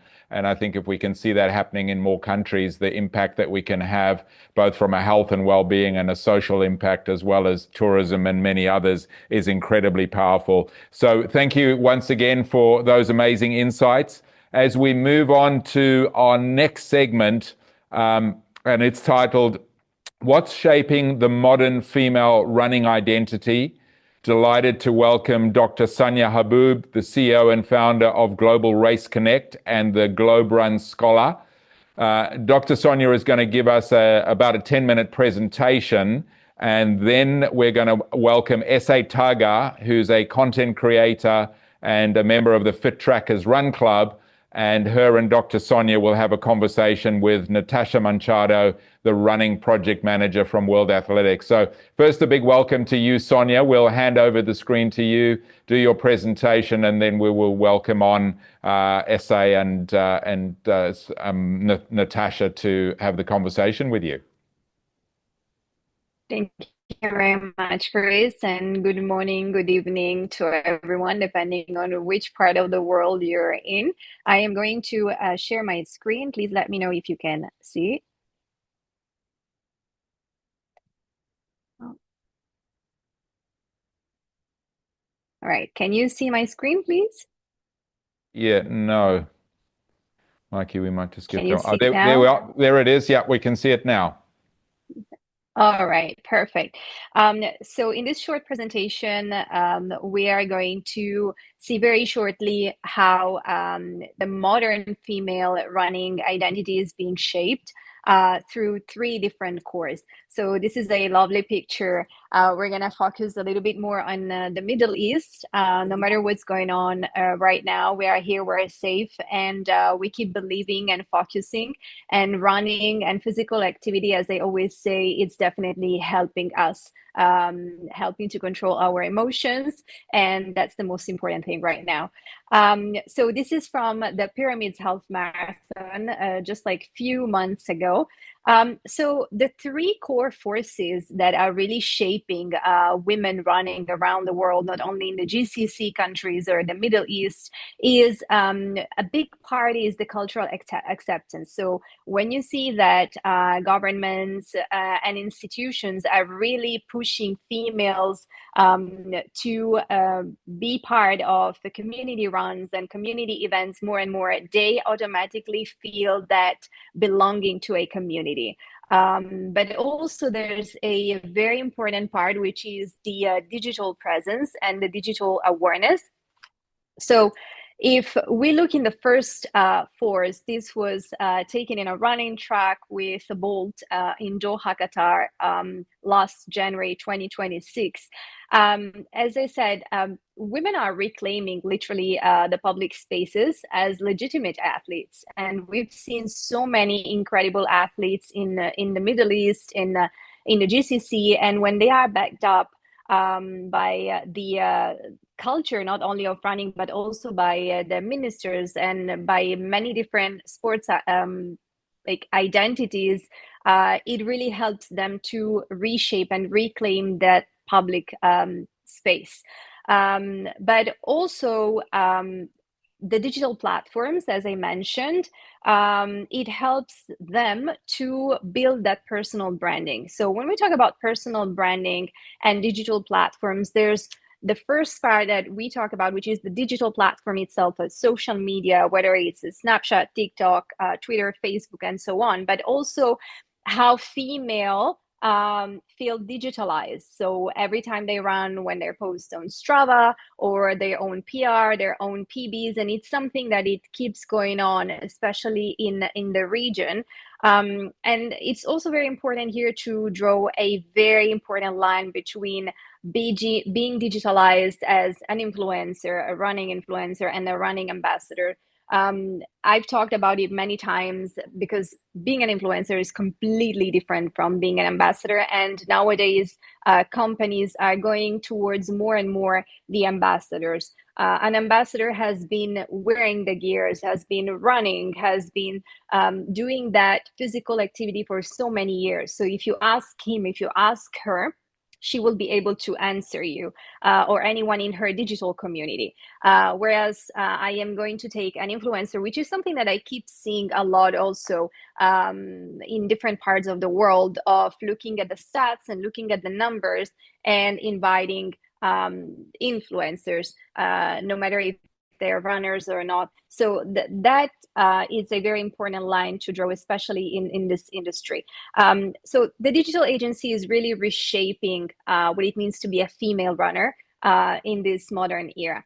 And then we have the third force, which is the community and global events. So there are major marathons and community runs that are being created And we've seen the last one in Doha in Qatar in January that was supported by World Athletics as well. It was amazing with so many runners. That gives definitely an important visibility, and it creates that sense of belonging for these females, because they can see that they can go participate and run and create their own narrative. So to summarize it, we have these three core power where freedom, power, and strength are at the core. Participate publicly and claim their own space. So indeed, freedom, control their own narrative and voice, and not their voice being controlled by something else or someone else. And then that creates automatically that strength to build the community, to support, and that's where ambition becomes collective celebration. I'm going to stop sharing the screen. Right.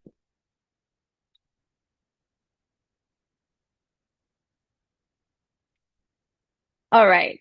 So that was a very short presentation. I hope I gave you a few insights.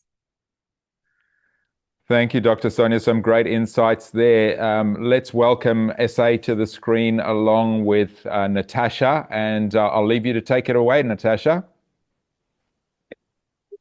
Hi, Chris. Hi, Sonia. So thanks for these insights. Hi, Natacha. I think, yeah, it's very interesting, like, to hear this specific data from you, and maybe Esa will also joining us for this conversation. But of course, I can start like with some questions. Like I know that you were going to talk about this. It was not specific in your data, but I think it's important, like, for us, like in this global audience. So considering, for example, I am Brazilian, so you are from the Middle East. So how is the difference? Like, I am Brazilian, living in Europe, but run, like, what does it mean, like, to be a female runner in the Middle East today? Yes, well, thank you very much for your question, Natacha, and a pleasure seeing you here. Well, yes, you mentioned you are Brazilian. So I lived in Brazil. I remember my days in Ipanema waiting for açaí. And I am half Italian, so I'm fully Italian, but I have Middle Eastern origins. Now I'm living in the UAE, in Dubai, since almost 3 years. I've been participating to many races in the Middle East, definitely to cite Lebanon, like organizing incredible races where, you know, the sense of community is really amazing. The Pyramids Half Marathon in Egypt, and so many other races around, even here in the UAE, Qatar, Bahrain, and Kuwait. Kuwait is definitely also another incredible marathon. It's, you know, if I compare the first races that I participated to about 4 or 5 years ago when I was still not living here, and then how the whole environment has changed and being shaped, there's definitely, as I always say, you know, that sense of community moved by people, moved by running clubs that we know they are a major, you know, it's a major boom worldwide right now. But also moved a lot by social media. You know, there's a lot of companies, a lot of race organizers that they do not see that part of digital marketing as being a real campaign. It is a real campaign. It's just that we are moving slowly from the offline to the online.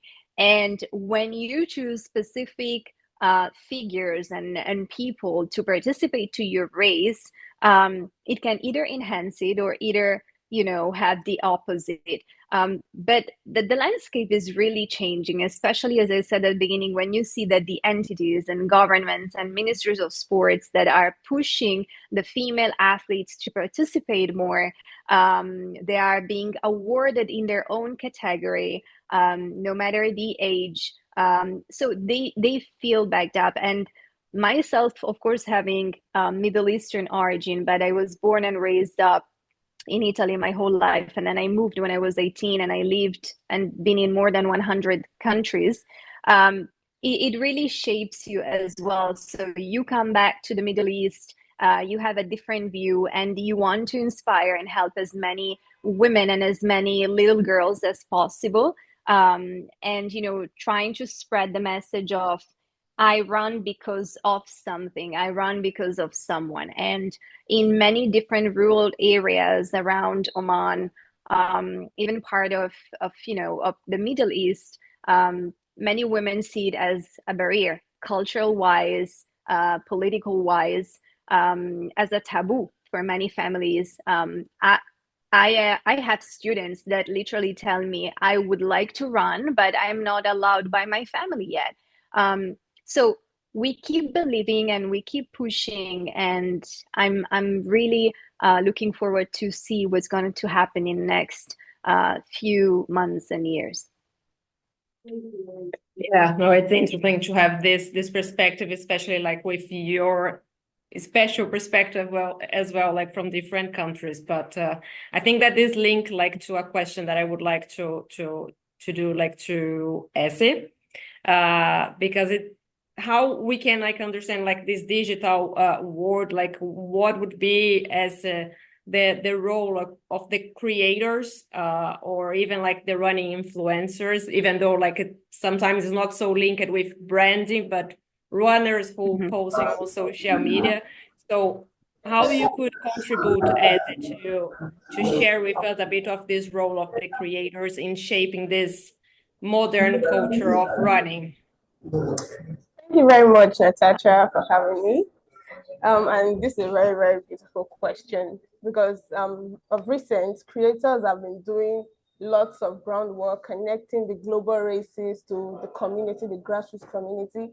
We are like the first point of contact to everyone around us, that people don't get to see the sport, the race, the sport of race as something made for just elite runners.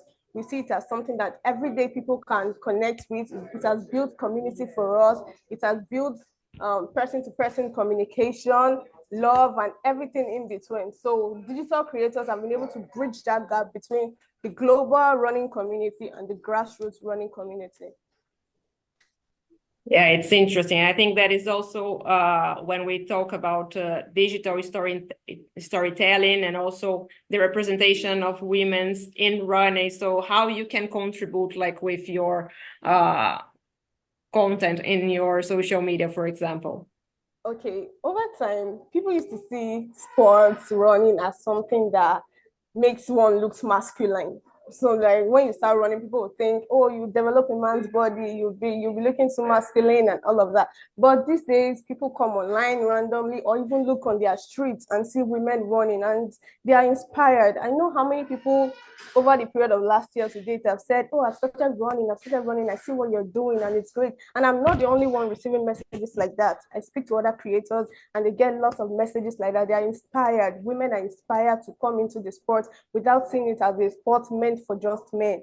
It has the digital community has really encouraged more women to come tell their stories, share their personal stories, that even when you're scrolling randomly on Instagram, you see the story of another female creator and you'll be like, oh, this person is also going through the same thing I am going through. People can relate with one another and have shared conversations on this platform without feeling too distant from each other. That's great. And I think that we can also, I'm back.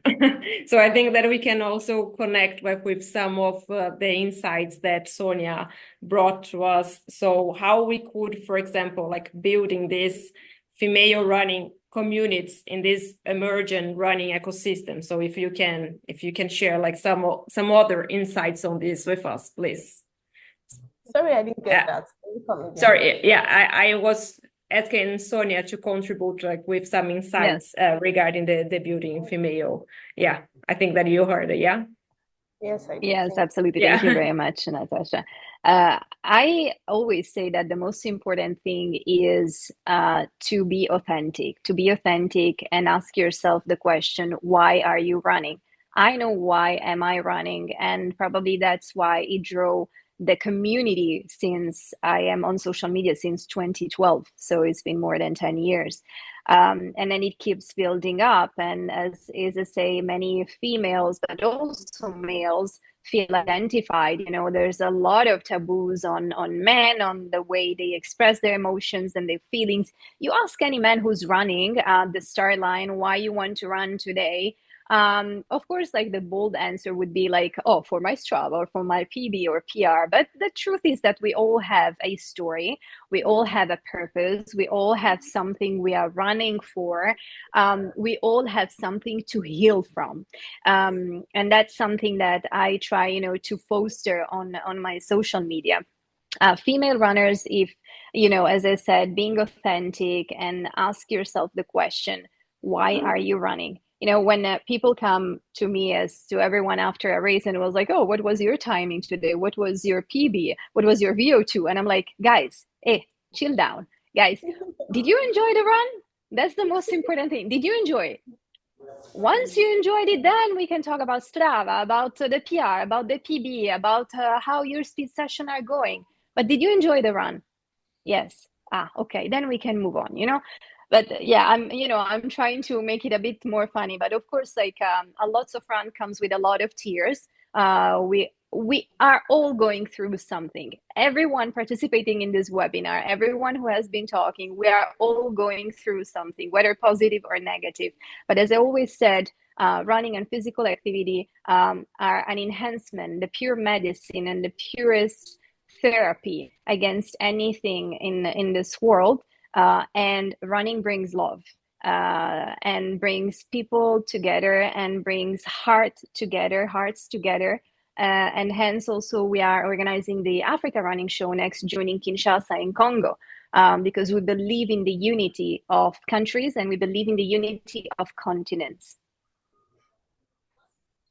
It's amazing. And then, of course, like we are speaking like a lot about women because, of course, this is the theme also of our webinar today, so celebrate women. But of course, when we want like better conditions and equality for women, of course, we are also envisioning a better society in general. And of course, men are inside of this society. So it's for everyone, like the benefit. So it's very interesting like, to listen to your thoughts on this as well and bring this other perspective, like, and why we are doing this. Yeah, why is the reason, like, so we could think bigger, yeah, like, and for some bigger benefits.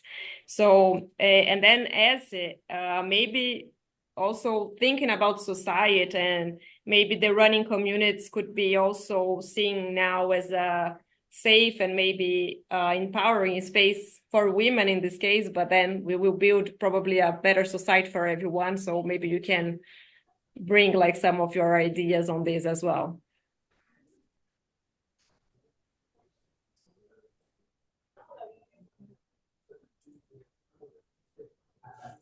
I don't know if you listen, Eze, are you hearing me? Yes, I heard you. I was trying to get what you were saying because I have to use the translator. Okay. Yeah. Okay. Okay, you're talking about running communities and how they've helped to enhance the whole running. Oh yes, running communities have actually made running feel safer because especially for me as a woman, waking up early in the morning to run is not exactly safe, if we are being honest. But when I joined my run community, when I joined my run club, Fit Trackers, I was able to text, even when we're not running as a group, I could easily put it on my community platform. Hello, who's running this morning? Can I run with you? And oh, the guys are always ready to support. Men are allies when it comes to the run community. Men, kudos to you all, first of all. So they are real good allies when it comes to running, because you always see one or two guys that will be willing to run with you just to make sure that you keep up the momentum. You don't give up, rather. Sorry about that. So run communities are really being a very strong support system when it comes to the sports of race.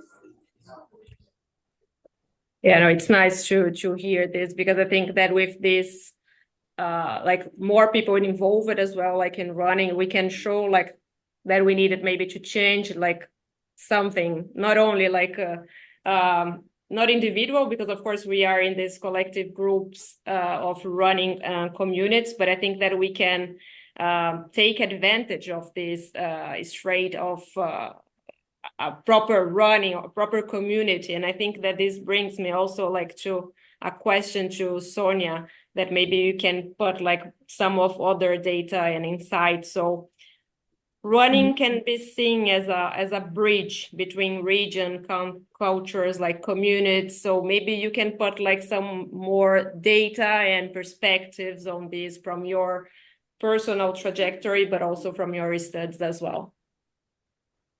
Great, thank you, Natacha. You know, I like to say that when people ask, what do you do? And I'm like, a lot of things, you know. I mainly teach at the university, but yeah, I'm an athlete. I run myself every single week. Now the situation is a bit unstable, as you know, so we cannot travel. But usually it's every single country, every single weekend on a different part of the world. And many say why. The reason is, you know, there's so much sports diplomacy that you can do around the world. As I said before, you give love out of love and you receive so much love back.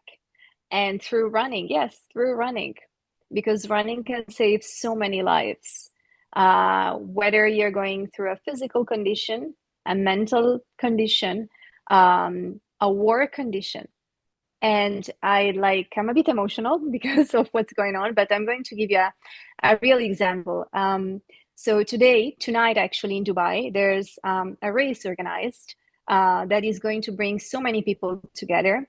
As Izzy mentioned, you know, women sometimes are scared to run in the morning. Well, now people are scared to run, just to run. But we know the importance of running. We know the importance of bringing people together. We know the importance of sports diplomacy to bring many countries together. We are over 200 nationalities, but we are going to spread one love message through running.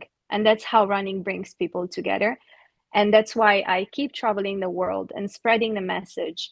And hopefully we will be able to do it again very soon. But to give you some data, Natacha, I remember one specific race in Oman where we collaborated with them and we brought so many people from the rest of Europe and some other also from South America.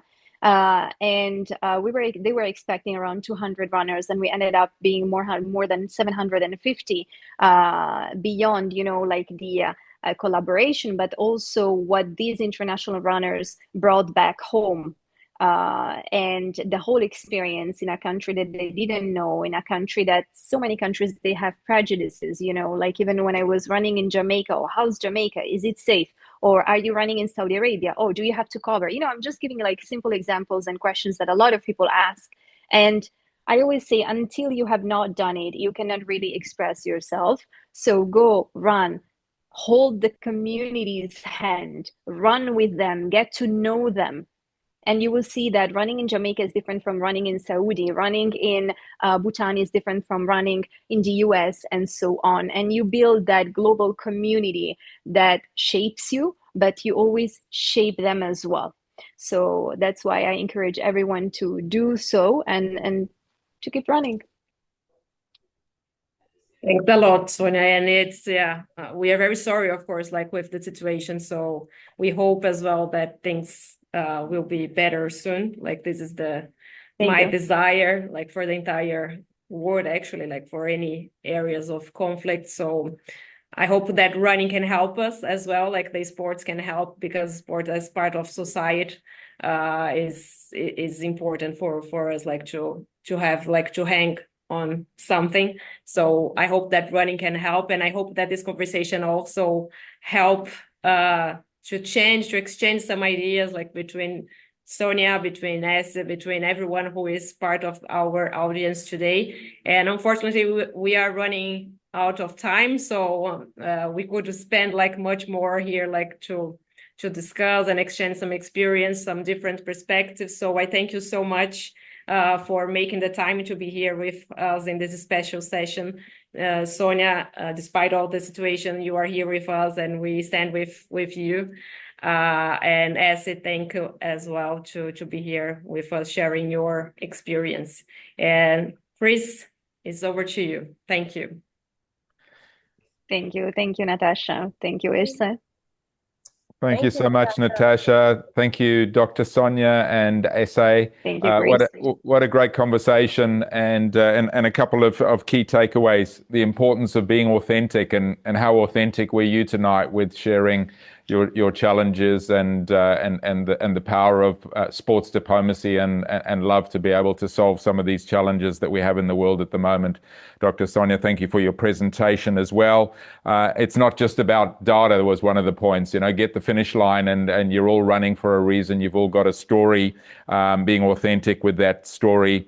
And the other one is the point that was made is the fact that we do all have a story, and a different story that we can share if we have the willingness to share it, which builds our modern female running identity. So thank you again, Natacha, SA, and Dr. Sonia. As we move to our final segment before I come and wrap up, and delighted to welcome Lucija Kolić, PhD. She's a World Athletics Grade A measurer and program administrator, and she's going to be in conversation with someone who needs no introduction, Alessio Punzi, head of running and mass participation from World Athletics, and they're going to have a conversation to discuss unconventional female leadership in the world of sport, measuring marathon routes, in the world's busiest cities. Wonderful to see you again, Lucija, and Alessio, I think you should be there as well. I am here. Hi. My camera is on. I don't know if you can or cannot see me, but I can see you and Lucija. Welcome, Lucija. Hi, hello to everyone, and I'm so proud to be with this great panel of great ladies and women in road running community. So beautiful. So Lucija, Benjamin, my colleague Benjamin, was on the show earlier, and he said this is an advertisement break. We are trying to promote something that we're doing. In a way, this is also a bit of an advertisement because we are trying to recruit people, right? We want people, and women in this particular case, to be joining the sport from different entry points. Your history, your background in the sport is especially fascinating. So we thought, what a great example of female leadership you would be. So bear with me, help us doing this recruiting, just like when the army wants to recruit people. And what you do isn't especially safe sometimes, but exciting nonetheless. Before we get to the questions, do you mind 30 seconds, just a brief introduction of who you are and what you do? Yeah, first of all, I'm Lucija. I'm coming from Croatia, small country, but my first occupation, I'm a professor at the University of Sports University. I finished PhD in sports science, also athletic coach, former athletes that led me to this role that I had some passion to realize and find out more about the process that we are going to speak about, measurement and everything in road running. So yes, because Lucija, let's explain very briefly what is course measurement, a primary course measurement. Yeah, course measurement, it's made with a specific protocol that is run to measuring with the bicycle through the course that is imagined by one organizers, and we are adjusting it to the distances that are prior to eligible for the world records that are like in our rules. So like 5K, 10K, and any distances that we need to do. And I cannot stress enough, I do this all the time, but I have to do it tonight as well, how fundamental this function is. Without course measurement, there simply is no sport.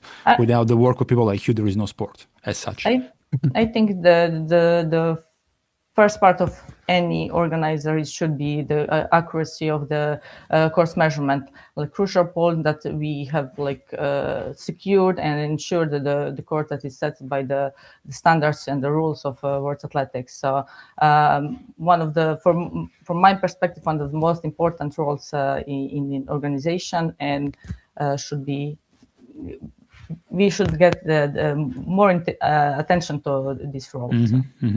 So Lucija, I'm proud to to be able to say that World Athletics is really one of the leading sports organizations when it comes to gender equality in a number of ways, on and off the competition field. When it comes to the administration side of things, we have achieved already perfect parity in our council, which wasn't constitutionally, which we weren't constitutionally obliged to do yet, but we managed to do that. We have gender leadership task forces. We have female participation in our commissions, and even on the field. There is perfect prize money parity between men and women, and it's been there for a long, long time. One field, however, in which we don't have parity is what you do, course measurement. I haven't checked the numbers, but I would say that the male to female ratio is probably 85-15, if not 90-10. I can refer to that. Before this webinar, I didn't even know. Usually, people ask me, "How is what's the number of the women, females and males in measurement?" I was approximately tell them like 40 women and the rest of the men. But as I'm an administrator also in this field, I had a list and I counted. We have like 341 measure B and A measures. From that number, there is 17 women. Really? 12 are B measures, 5 are A measures. That means that we are 5% of this community. So we are like, I felt like a statistic error in this field, but so you even are more proud error. to be, even more. Don't make this conversation even more nerdy than it needs to be. You are a PhD and a course measurer. So what exactly is your job? Can you explain in a simple way to people who don't necessarily know what course measurement is? What do you do? I'm asked from the organizer to come and to do the measurement of the course that they are initially because they have an idea initially. They're like, I would like the race to be here, but it's not necessarily defined. Usually, right? most of them they have idea, and some of them, of course, they have like accurate course that we measured, and they have most of those are organizers who have more experience in this organization, so they have like errors and trials to get to the course, but most of them don't have the real picture, and I help them not just to measure, also to advise them, to shape them, to help to from the different points of view, not just from the organizational part, but from the running side, how it should be custom to the runner, that it fits to their needs, that the turnarounds are not too sharp, that avoid 180 degrees turns or something like that, if it's possible, of course, and take it in this caliber that they want to be, like start and finish. They want to be in some space or different ways or whatever. So, and not just to measure, to help them in advising, to design for them even more the course. After, maybe to help in management if they ask me to be on the race day, to help them to do the setup, to be in the lead vehicle. A lot of roles are connected with the measurement part of the. Lucija it's worth pointing out that Lucija will be the official World Athletics measurer for the upcoming Road Running Championships in Copenhagen. Big honor. Lucija, is it the first time we appoint a woman for that, or have you? No. It was before me in Oregon. Jane from USA. She was, and then I was also. This is my second big appointment, and first was in Riga, 2023. And first, most of that I'm honored because TD was also a woman, Elisa Grandi from Italy, and she's also an A grade measure. So that's like for me, it was like very nice to see two women in the two big roles. It's a very restricted club. It's a very close club. Lucija, you are already recognized. We can say that as one of the best measurers in the world. All the more so considering your young age in a pocket of the sport which has been for a long time the preserve of older men, let's say.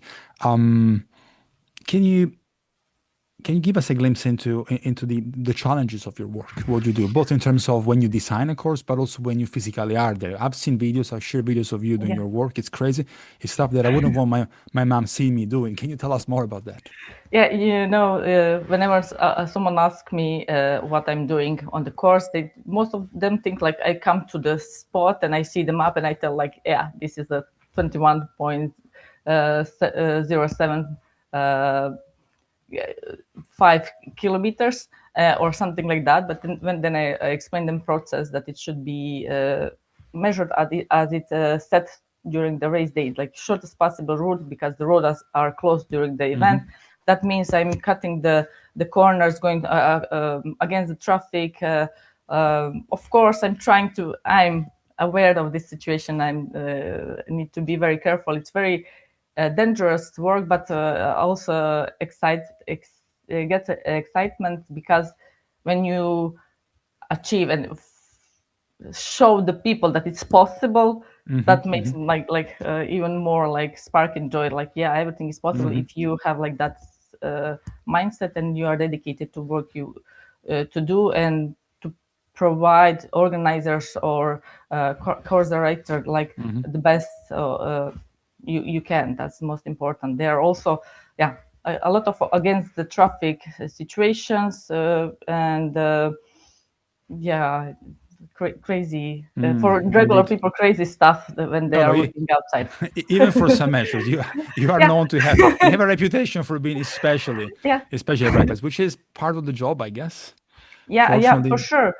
Last 2 days ago, I went on one measurement, and the me measure from that country was with me, and where that's in Romania, Cluj, for the big event that is coming in June. And he's great, but he was telling me that this is not possible. This is not possible. Yeah, I told him, if you're afraid, I go first. You go behind me. Everything is possible. Just stay calm. And we had a few rides of the loop that we are measuring.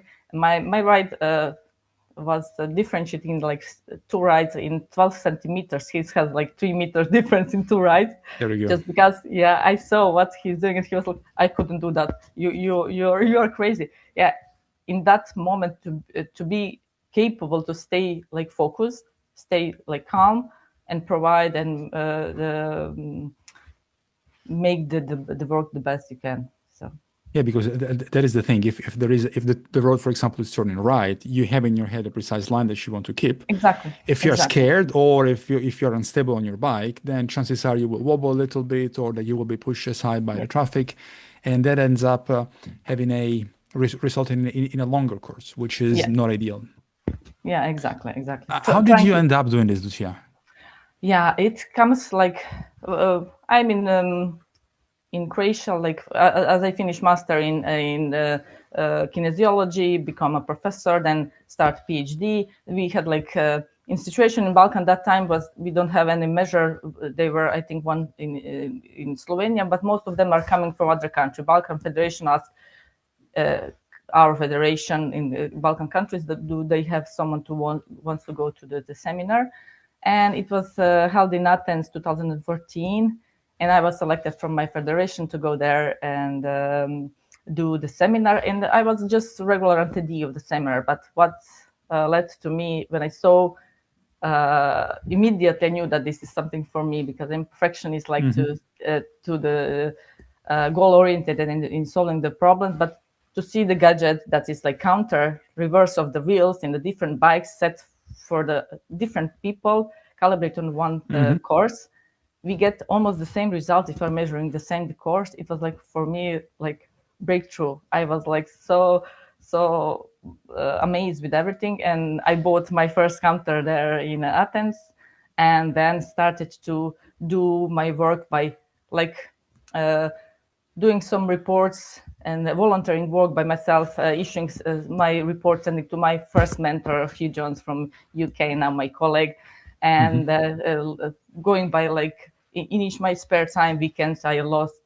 with finding other colleagues who are coming in my countries, nearby countries, to measure with them, to get experience, all volunteering, just enjoying in a situation that I am contributing somehow in this running field. And shortly after, like 6 months, I become a B measure, like in 2 years after, an A measure, and from that on, how many international races have you measured, if you count them?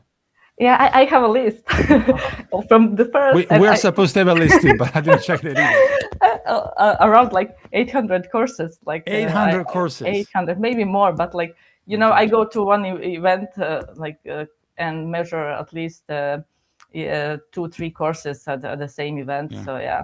And it's mainly done at night, right? Because through traffic is potentially most of them is done at night. Are done during the night. Yeah. So certainly physical prowess is one important feature to possess if you want to do this job. But what other characteristics do you think a measurer should possess, and especially a female measurer, as we are trying to appeal to that demographic? Yeah, I think the female, as my colleagues were saying before, we are more dedicated to the work, and we are executing some works better than men. Don't get me wrong, but I had the opportunity and honor to be one of the lecturers in Italy when we had our seminar for some European measures and countries, and two of them, the best of them in solving the issues, were women. And I was amazed. Yeah. But none of those still are becoming a measure because they don't get opportunities as the men to do some measurements, and of course other things happens like parenting kids and stuff. So but I think that we are very capable to. I'm leading by exams that we are very capable to doing and providing and executing the work even better than some of my colleagues. So that's the thing that I wanted to point it. So we have a capacity as a woman, but maybe have a less opportunity to get in this. I was of course great in my work, but I was also fortunate that I had not just one but second mentor. I think he is also here, David Katz, who was one of who I measured tip first. Of the hat to David, of course. In Bali and Jakarta, he recognized me as one of the best, and he told me, and he speaks nicely to the World Athletics about me, and then I was appointed for Riga. If he was not behind me, I probably won't be. I'm goose-bumping, but that's true. No, you would be. We would have found you anyways. Maybe it is important, but not that important after all. But of course, but you need to have someone to push you. Of course, you need to have you need to have a pathway. Lucija, there's a slightly technical question which I would still like to pose you from the chat here. What potential role do you see for AI in the course measurement field? Because Maya Johnson, who asked this question, posed the same question at the Running USA, and the answer was wheel and the bike. That's it. What do you see? AI. What is the future? Let's say more broadly technology, more than just technology. Technology. As I know from the beginnings, this gadget is the only approved measurement counter attached to the wheel to measure the course from the beginnings. And if we don't make some bigger, it's very fragile. If you don't. They makes bigger and harder that can fit on some faster vehicles. We can maybe transfer to that, but AI can help maybe in helping solving some questions like about design course or something like that. But executing the work on the course, it should be done by the person.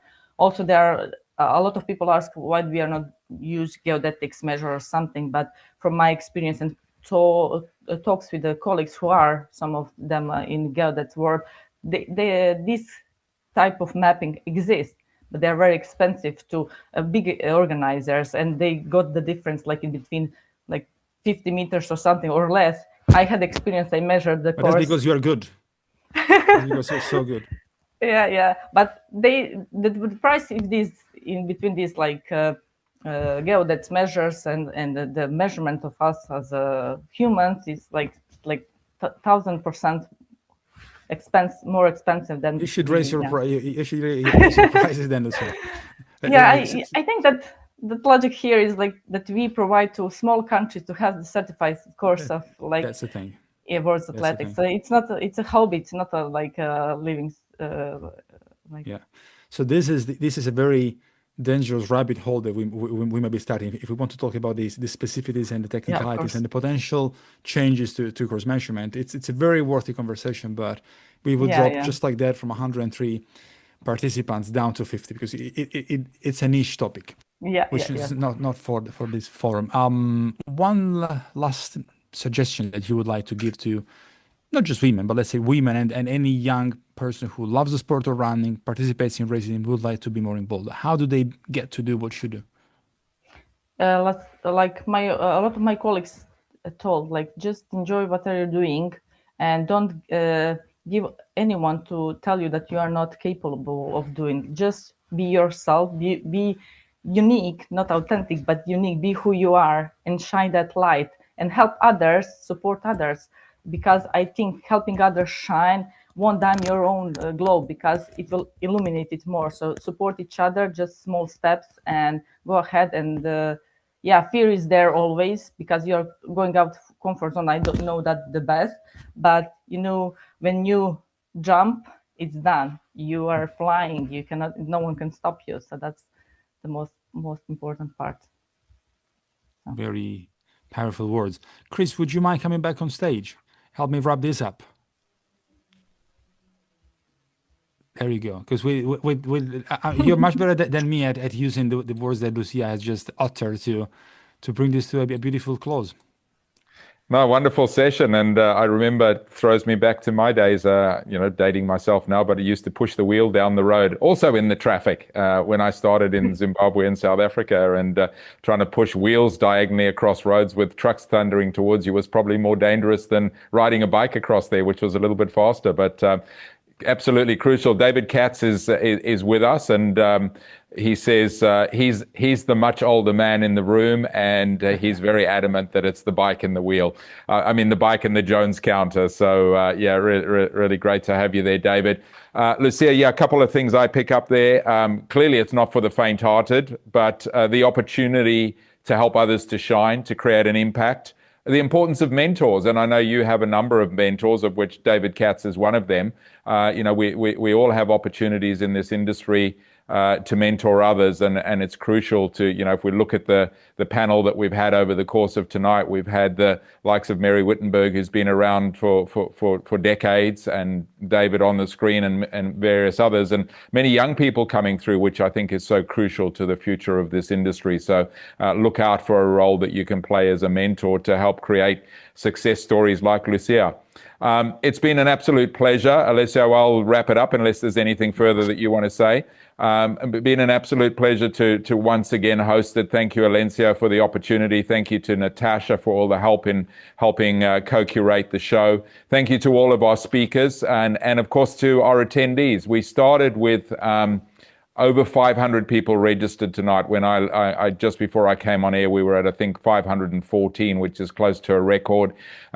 We had, I think, close to 200 online at one stage, and we've got around 100 of you that have stayed the distance. So thank you very much. Hopefully it's been insightful. It has certainly been insightful and inspirational for me.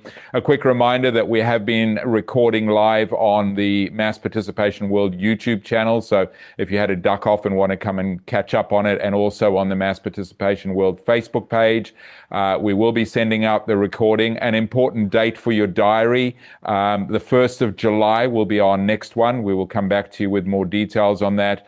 But once again, thank you so much. Thank you to the crew here in the studio with me in Bali. Chris Robb, CEO and founder of Mass Participation World, signing off. Looking forward to seeing you on the 1st of July. Thank you for joining me to celebrate women in running. Take care, sleep well, have a great day wherever it might be that you've joined us from.